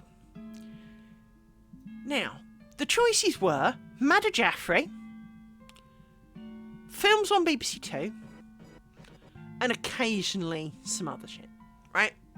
Now, we really quite enjoyed watching Madame Jaffrey because my dad was absolutely flabbergasted when she'd get that huge plate with like little dollops of spices, and she'd go, so I'll add this and this and this and this. And my dad was kind of looking at it because, well, my mother's food never saw a spice in its life, right?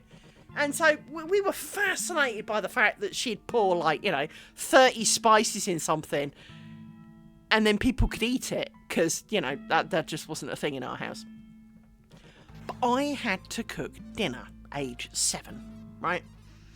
And there were some interesting times. So, one of the less interesting times, but funnier times, was I'd cooked, I think it was sausages and chips. So I'd done them under the grill, and I'd taken them out and I put them on the plates. And I went to put the plates on the trays because we ate on trays on our laps in our family because we were lazy. And I put the plate on my dad's tray, put the knife and fork on, took it into my dad. Picked up my plate, turned it upside down on top of the tray and looked at it and kind of went, well, I was 7, so I didn't say fuck, but basically, mentally, it was like, fuck. So I kind of shrugged a bit, and I took my tray with my dinner on it and no plate, knife and fork in, and my dad looked at me and I went, shut up. I'm 7, and it's like, shut up. Nothing was said. But my dad and I did not share a single vegetable other than potatoes that we liked. For I only ate carrot, sweet corn and potato. And my dad basically only ate green things and potato. So, there would be half a tin of carrots, half a tin of peas. Now, we all know that tin carrots are fucking awful. Tin peas are not really any better, but I don't like peas, so I can't really comment. But I'm pretty sure they're awful. So, there's a Matt Helm film on. Now, if you two are old enough, you'll understand. I'm standing in the door watching the Matt Helm film going, wow. My dad's peas boiled dry. Of course, I didn't care, so I scraped them out and gave them to him anyway. Poor dad. But, and then when we went to pick up my mother, I had to practice the times tables in the car, because of course I was only 7, so, yeah. But before you ask, no, my dad could not cook. My dad, frankly, even when I was a lot older, would come in from the garden, scream up to me, because I'd be upstairs, I want a cup of tea, because he didn't even know how. Because my mother had done it all. So yes, my poor father, when my mother left, Trevor and I went down, we took him down to Sainsbury's, because that was his nearest place of purchase, and from where my mother had been buying her stuff too. So we took him round Tesco's and went, if you want ketchup, sure, feel free to try the others, but you'll buy Heinz in the end. If you want soups, don't buy any others than Heinz, you'll come back to Heinz in the end. If you want this, you can buy anything you like, but we assure you that you won't want it in the end, you'll want this one. For these, their personal taste, down to you. We showed him where everything was, we bought a load of shit with him, we brought him home, and then we had to explain how to cook it. Because he'd never done it. And at the age of, well, he must have been, he wasn't 60 by then, but he must have been mid-50s. In fact, he probably would have been about the same age I am now. He had never really cooked for himself. Because he'd gone straight from living with his mother to a shared house where someone else had done the cooking. He then moved in and married and moved in with my mother. And, she'd done it all. He'd never had to. He could barely manage a piece of toast in the toaster. When my mother had a hysterectomy, which was earlier that year, I'd had to do all the cooking for a week. To the point, my dad's next door neighbours hated my parents. They didn't mind me, but they really hated my parents. I don't know what they'd done, I don't know what the beef was, because nothing was ever said to me, but my parents always said they hate us, and they never asked after my parents. I was invited round, they treated me like a human being. They never spoke to my parents. But that week, my mother was in hospital, because I'd already said Mummy's going in hospital next week. They bought us Sunday lunch, because they knew full well my dad my dad wasn't cooking it, and at that age they didn't feel it was right to expect me to cook every meal, so they cooked us a Sunday lunch. So people who hated my parents cooked for them because they felt sorry for them. I mean, it gave me the duff, hurrah. But, my dad couldn't even make a sandwich. He really didn't. He just never had to. And, don't get me wrong, by the time he died, my dad was actually quite a capable cook. He'd got a bit more experimental with it, and so now I actually started tasting of stuff.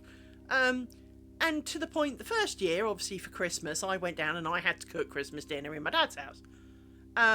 He bought all the bits, but I had to cook them. But each year he did a little bit more, and towards the end, he was cooking the entire thing. I did not have to help. I did help, but I didn't have to help. And that is a huge difference. Now, admittedly, we all know that roasts really aren't that hard. Usually, unpackage, stick on a thing, ram in oven for an appropriate amount of time. But he got it down to working out the times. He would, put a bit of seasoning on that. He'd put butter with that. He'd got it down to improvement. And one of the things that, my ex-husband would happily assure you, my mother had the kiss of death on every form of food. My mother couldn't take a cold curry from the fridge and warm it up without sucking the life out of it. She had a gift, and it was not a gift that anyone wanted. And nothing had any flavour. The vegetables did not have any form of structural integrity. If you looked at a piece of potato long enough, it just dissolved into a white sauce of mush and water, mainly water. Everything was vile. And my dad learnt, much as I have as an adult, that when my mother doesn't cook it and you cook it, and you can experiment with a couple of different ways of cooking it before you decide, no, actually, I just fucking hate that, you might find you actually don't hate that. So I now eat a lot more vegetables than I ever did as a child, and not because I was a child, just because my mother's cooking was that bloody awful. I'm impressed I even ate carrots thinking back on it, because I don't remember carrots tasting of anything when I was a kid. Sweet corn certainly didn't. And I remember some friends of mine came round, and I can't remember what I ate. I made them, but I think it was like sausages, sweet corn, carrot and potato or something. I cooked them a small meal with a bit of gravy. And I remember someone saying to me, this sweet corn's great. And I'm going, it's frozen fucking sweet corn. It's not that a miracle. But because I hadn't boiled it for like 6 years, it tasted of something.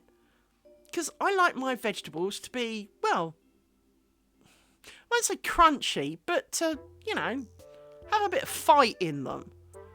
My mother's vegetables, if you looked at them too long, they just curled up and died. And as a result, everything was grey, everything was tasteless, everything was mush. And my ex-husband will tell you, he thinks it's a miracle I made it to be an adult. And he has good reason. Because at 5'4", I was 3.5 stone. I looked anorexic. It was fucking malnutrition. Looking back on it, it was malnutrition. I was not getting the goodness that my body needed. I was so skinny. I got, reported for being anorexic, and it was like, no, she's eating 6 meals a day. The problem is there's nothing worth having in any of them. So yeah, it is times gone by and things that make you look back, but even with my mother's flavouring, there were things. So butter. Even butter doesn't taste quite like it used to. It's not as far off as everything else, because melted butter is still a joy to behold, but it's not quite as I remember it.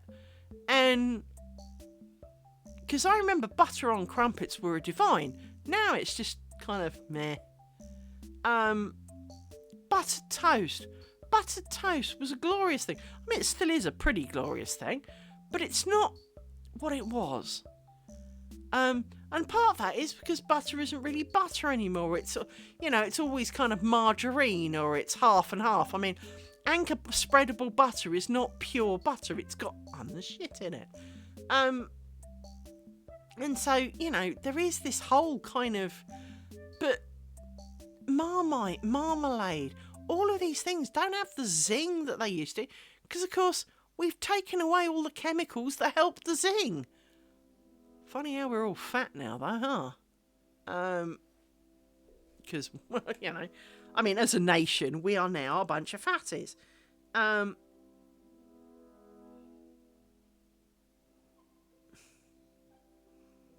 on. Just got the same.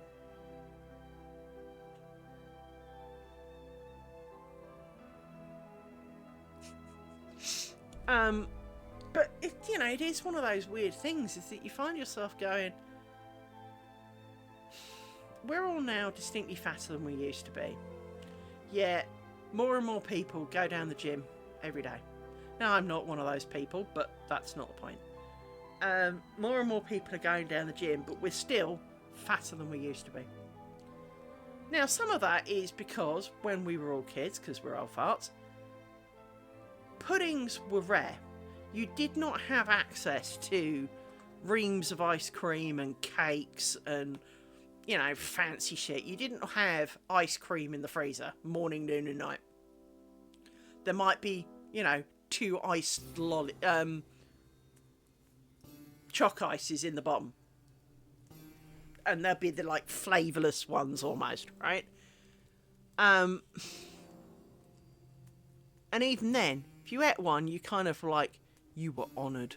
You'd been blessed. Whereas today, you eat an ice cream and it's like I could eat 16 more of these. Because, well, first of all, they are smaller. But, you know, even a little, you know, even things like fruit pops. The little ice lolly stick ice pop things. They don't taste like what they used to. I remember there was one thing that came out. Now, I don't remember the name of them. So, again, Dave and Mark, you might be up for this one. They were a pyramid. And it was a triangular pyramid. And you chopped the top off and they were frozen. And they were like, you know, toxic orange and toxic green. These things were like from Sellafield or something, right? But they were frozen, but they took forever to thaw out. And it meant that during our lunch break at school, you sucked on it for the whole time, basically having a nice drink. But they tasted of something.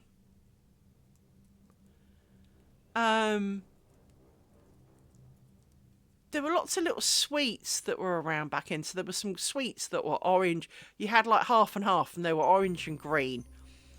And it was almost like good and evil or something. But they had really strong taste. Nothing has a strong taste anymore. Everything's all kind of bland and, you know, frankly inoffensive, you know. Whereas back in our day, stuff had hairy balls, you know. It was, you know, here, drink this. This will put hair on you, you know. It was, everything had some clout to it. I mean, let's face it, who the hell came up with alcohol-free beer?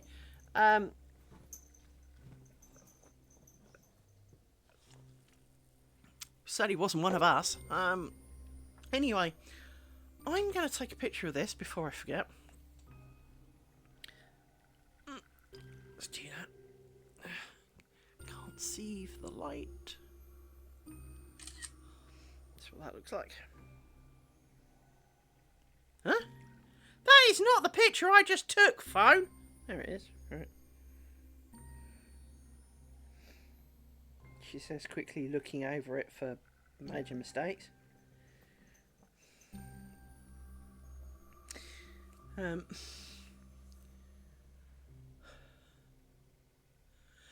little green and orange things, I'm sure they was called something like boogers. I'm trying to think what they were called.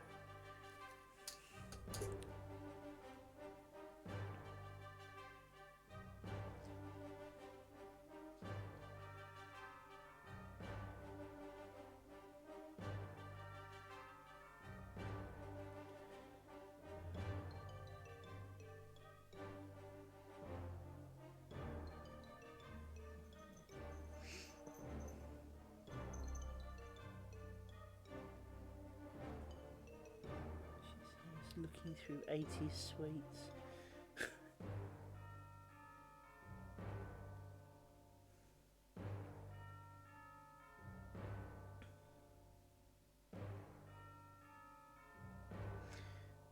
That's no freaking good. I want pictures of them. Images. They were little knobbly things, and they were green and orange. I'm sure they were green and orange. And they had a stupid name. And it's one of those names that the moment you see it, you go, oh, that's it. But until then, and they weren't roach sweets because they were either green or orange, not green and orange. But they came in like, they were kind of hard but chewy, if that makes sense. And they were little kind of, they were almost like knickknacks but micro size. And they were tiny but knobbly and... Nerds! Nerds, that's what they were called. Nerds. See, I knew the moment I saw it, it was like, that's the fuckers. Yeah, little nerds. Our school had green and orange ones. Again, not entirely sure they tasted different, but nerds. Nerds. Yes, those things. They were good. They were good for a lot of things. But yeah, I miss food tasting of stuff. Of do you remember Coleman's sweet and sour sauce? That stuff was more toxic than, you know, the output of Sellafield. It was... But it tasted great. They don't make that no more. Coleman's have now taken on and do lots of powdered sauces, but nobody makes the sweet and sour one where if you added like an extra couple of spoonfuls of vinegar to it, you were going to take skin off your mouth. Hello, what do you think I did? I loved that stuff. I was addicted to that stuff. I bought like my body weight in it nearly every time I went shopping. Because one of my favourite foods was to pasta shells, sweet and sour sauce. Just consume that by the, well, bucket. Seriously, I'd give my hinds teeth. I'd give a body part for some of that right now. You know, if you needed a kidney, I'll do your trade. If you need a limb, we could talk on it. As long as you got enough goods, I could consider it. It was just, I loved that stuff. And it's always so disappointing when they stop making them. And they always kind of say, oh, people weren't eating them. People were eating them. You just got scared for being sued, didn't you? In some shape or form. Because obviously someone had done the put... I mean, I've got... well, it's vinegar, but it's super strength vinegar. That stuff's vicious. It's glorious, but it's vicious. You are supposed to dilute it. Well, who the hell's going to dilute it? I mean, we come from an era where licking things off the ground was normal. You know, if your food fell on the floor, you brushed it off and you ate it. As long as the dog hadn't got to it first. And maybe if the dog had got to it, you ate what half you've got, you know. I'm not scared of a bit of vinegar, even if it is kind of like, you know, quadruple strength or something. Tell you something, though, don't half go well on chips. Because, well, again, vinegar's not quite what it used to be. This stuff shit is. This stuff, I mean, if you pickled with this stuff, holy crap. I need to do that. I need to pickle something with it, to be honest. I've got about 5 litres of it. It is a glorious thing. This stuff, truly... I mean, I got it actually partly to clear the drains, to put baking powder and this stuff down the drains to woomph it out. But... this stuff is glorious, because of course I had to try it. You know, it doesn't say not for human consumption on it, so of course I had to try it. And even if it had said not for human consumption, it's vinegar. I mean, how bad can it be? You'd be surprised. I mean, do you remember when your parents says don't drink vinegar, it will make you blind or something? Or it'll dry your blood out? I could believe it of this stuff. This stuff I actually probably could believe that it might. Wouldn't stop me doing it, of course, but... Anyway, enough of my strange culinary antics, because, well, I am a little odd. I had a friend, and he had this kind of... Well, when I knew him, I was a lot thinner. But he had a level of cooking that, well, frankly, I heralded as a great idea. When Tim was hungry, Tim would cook something. Until Tim became too hungry to wait any further, and then he'd eat it. Because, of course, 99% of food, all you're doing is heating it. You are not necessarily cooking it. If you've bought, you know, like I've got some chicken tikka masala pasties in my fridge. Well, you can eat them cold or you can heat them up. So he would put them, say, for sake of the argument, in the oven or under the grill or whatever for a bit. But then, well, get a little bit too hungry and screw it and eat it, right? Timmy and I once did the most sacrilegious thing that you will probably ever hear. So, Mark, don't have food in your mouth for this because it'll probably make you spit it with laughter. Slim fast. As we all know, in the UK, Slim Fast is a powdered thing you mix with preferably completely skimmed, tasteless milk and call it a drink. And it technically, apparently, provides enough nutrients for it to be classed as, quote, a meal. Timmy and I made ours with double cream. So, Slim Fast, the whole point of which is to replace your meal with a really low calorie but nutritious enough drink, we made it with double cream. Now, it had the consistency of not a McDonald's milkshake, but the was it Wimpy milkshakes, the one that you literally could only spoon out. And of course, well, it's made with double cream. We used about two. We had about a pint each, so wasn't exactly low calorie now, was it? Tell you something though, it did taste nice. I'm not gonna, I'm gonna have to admit it. It was nice. But these are the kind of things that I got up to, and you know what? I do miss them. Just because they all tasted nice. The worst thing I ever, well, actually it wasn't the worst thing I ever ate, but the most memorable thing I ate, and you'll soon, if you refer to an earlier conversation, you'll work this one out. I was going out with a guy, and he was obviously a bit low on cash, so he made potatoes, cabbage, and beans. Now think of what beans do to the average soul.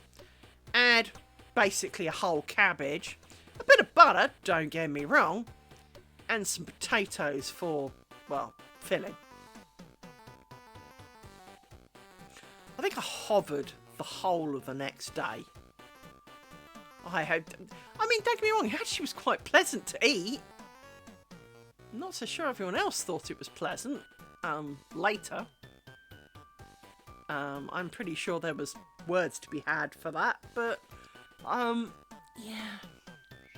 Again, though, because my mother hadn't cooked it, it tasted of something, so I ate it, Oh, yeah, never eat Happy Shopper ketchup. Fucking vile shit, that is. Never eaten anything so gross in my life.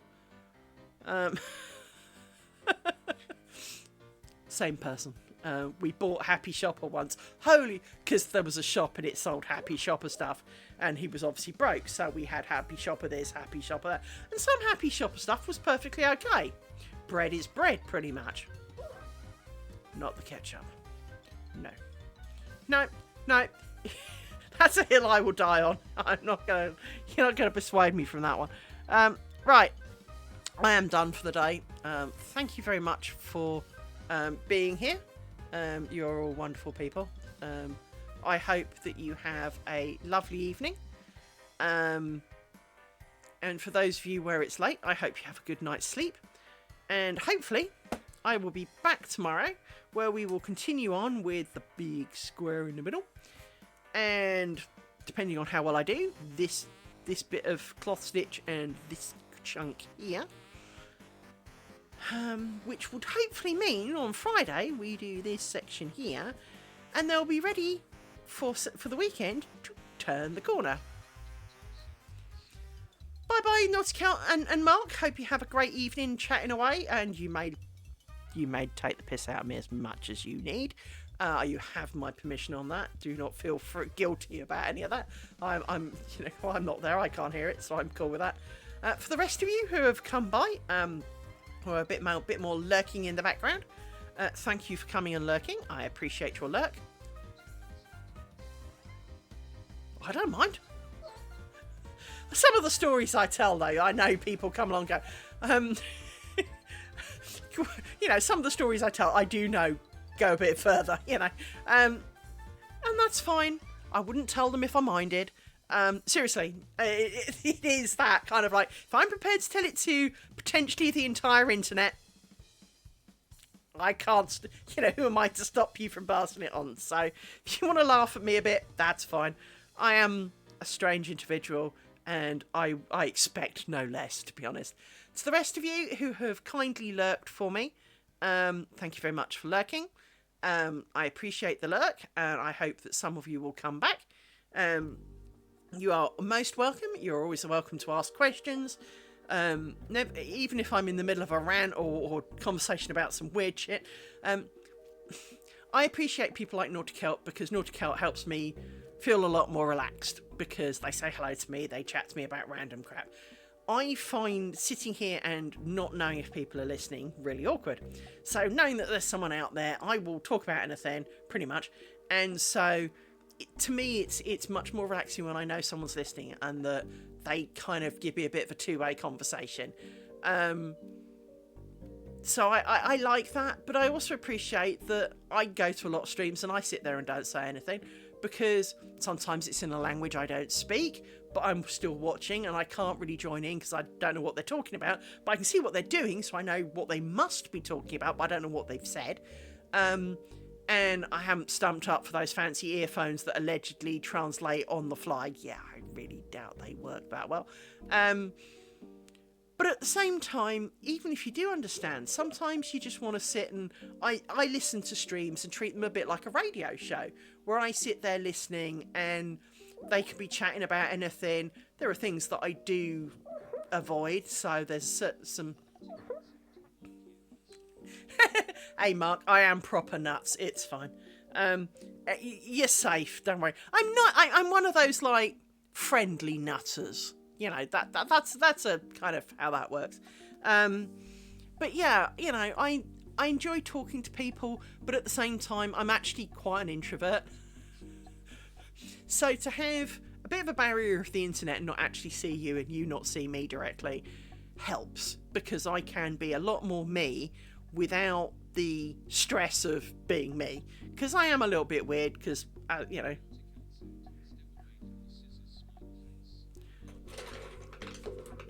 you mean, these ones? Or how about my... Hang on, it's attached itself to my speaker and I nearly knocked my drink over.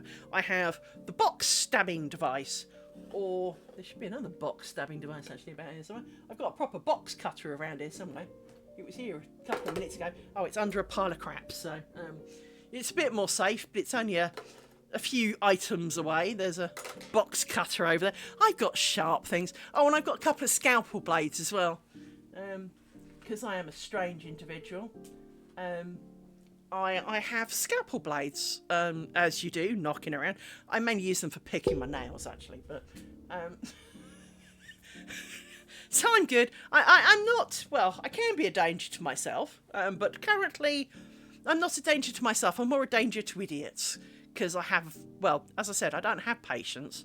So I'm not very good with some people who shall remain nameless. And... Yeah, struggling with that, but that's at work, so that's fine. So yes, I'm a harmless nutter, I really am. So worry not. But to the rest of you, thank you for coming.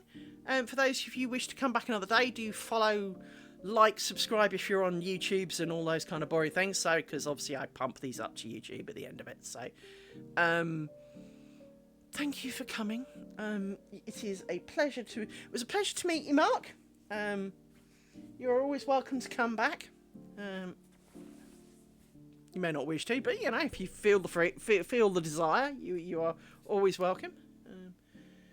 Everybody's welcome. Well, not quite everybody. There's always an exception somewhere, but you know.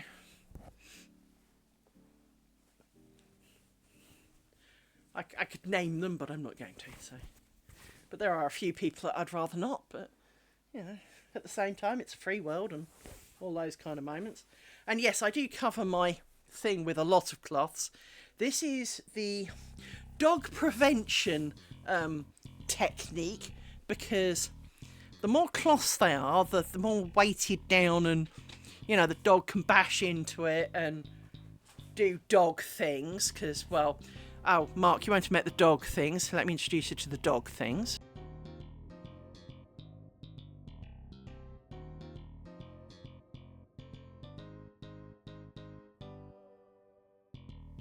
So there's my dog things.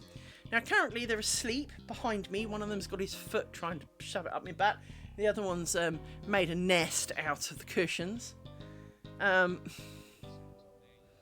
are mine. That's Rory and Amy. Rory is the black one. Amy is the brown one. They are 4 years old, and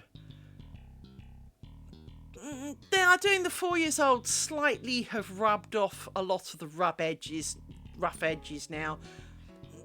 They still occasionally have lots of beans. So the other night it was 1 o'clock in the morning. I'd gone to bed and I'm sitting in bed kind of doing the I'm not really awake but I'm still not actually asleep kind of thing.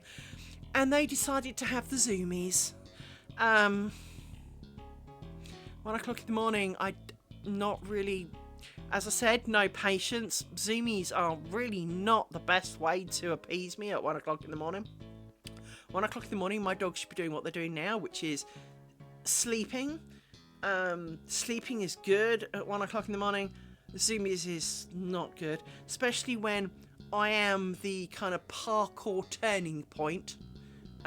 Bouncing off me with claws, because Mr. Paws here does not like you touching his paws or trimming of nails, so he is a little bit flojo with the nails, and that's quite painful, so don't need that. But she started it. They do occasionally have utter zoomies, and they're still doing all that. They're still puppies to a large extent, but they're in that kind of teenage phase now where there's a bit more sense to it, but not always. Probably in a year's time they will be chill and like really cool, and then of course, well, that time flies, and yeah, so we don't dwell on those. We like our little puppies, preferably when they're asleep. For all dogs are cute and lovely and joys to behold when they're asleep. It's when they're awake that can be a little more questionable, and maybe a taser can be an option. I mean, I'm sure if you do dogs, you will understand that there are times that a taser really seems tempting. A special one for animals so that it doesn't do them any major harm, of course, but at the same time, Terriers definitely are. Well, they're not stubborn, but as you say, they've got a lust, and it's they're quite strong in their ideas and what they want. But they're not bad. They're just, and they're not strong-willed in some ways, but they have strong senses of, you know, passion. They do have strong passions, and terriers are great. So, but I'm pretty sure at some point, usually on a day where Roof wants to go out, Roof wants to come in, Roof wants to go out, Roof wants to come in. One more time. I'm going to taser that dog. You know, there are times when pinning it to the wall, dangling it in one of the, like, baby bouncers, just for 5 minutes piece. It's not the...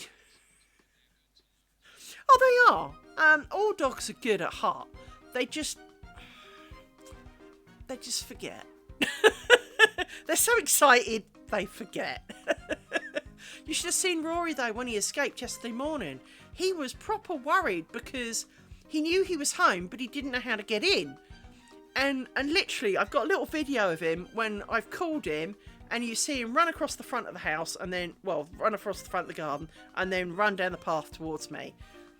He's bouncing like all of his dreams have come true. But in the video of when he's wandering around and I don't know he's out the front, he's looking scared, he's looking worried, he's looking sad. Now, he was also kind of enjoying it because he was out the front sniffing different sniffs for, at will, shall we call it, rather than the under my control.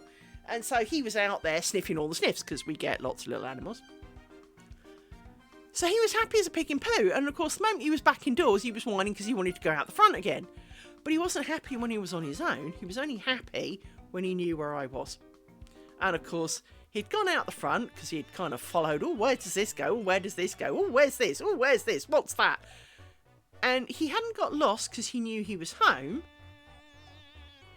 But he couldn't get in. And of course, you can't ring the doorbell. So he was a bit confused. And that scared him. But the moment he was in, bear in mind Rory does not generally make noise, Rory was singing for about 20 minutes because he wanted to go out the front. And it was like, no, you've been now. You've done that. I now need to do some work because I should have been working while I was looking for you. Silly boy. He is a bit of a... Rory has a thing for handymen up ladders. Don't you? So, Rory is a strange little boy. And I love him with all my heart. For I wouldn't change a single thing. Except for maybe the long claws. That would be nice. But, I've learnt... Hey, Browntown, I'm just winding up, to be honest. I was going to stop and then I got rabbiting again. So, sorry, mate. Sorry.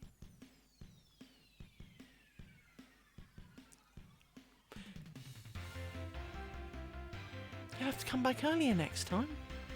I've been here, what? Nearly 4 hours. Should have come earlier, mate. Should have come earlier. Anyway, it is 9:45. I am definitely stopping the stream this time round.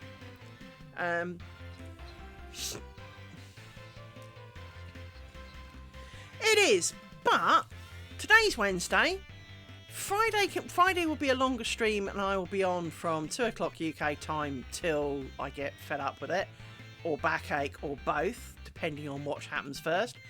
But then there's Saturday and Sunday, and of course Saturday and Sunday I do mean to do later ones at the week, well, on at least one day of the weekend, so that I can catch people in America later in the day, because to be honest, I don't expect you to fall out of bed, fire up something, and stare at what I'm doing, because life's a bit short for that.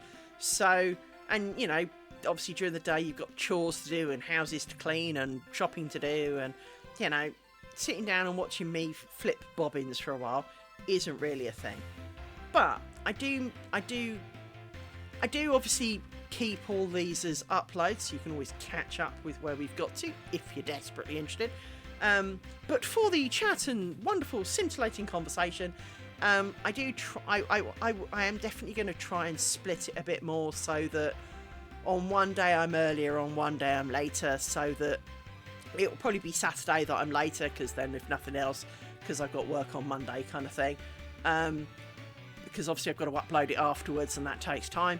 So Saturday's more likely to be Saturday or Friday, because obviously I can go on for a lot longer on a Friday.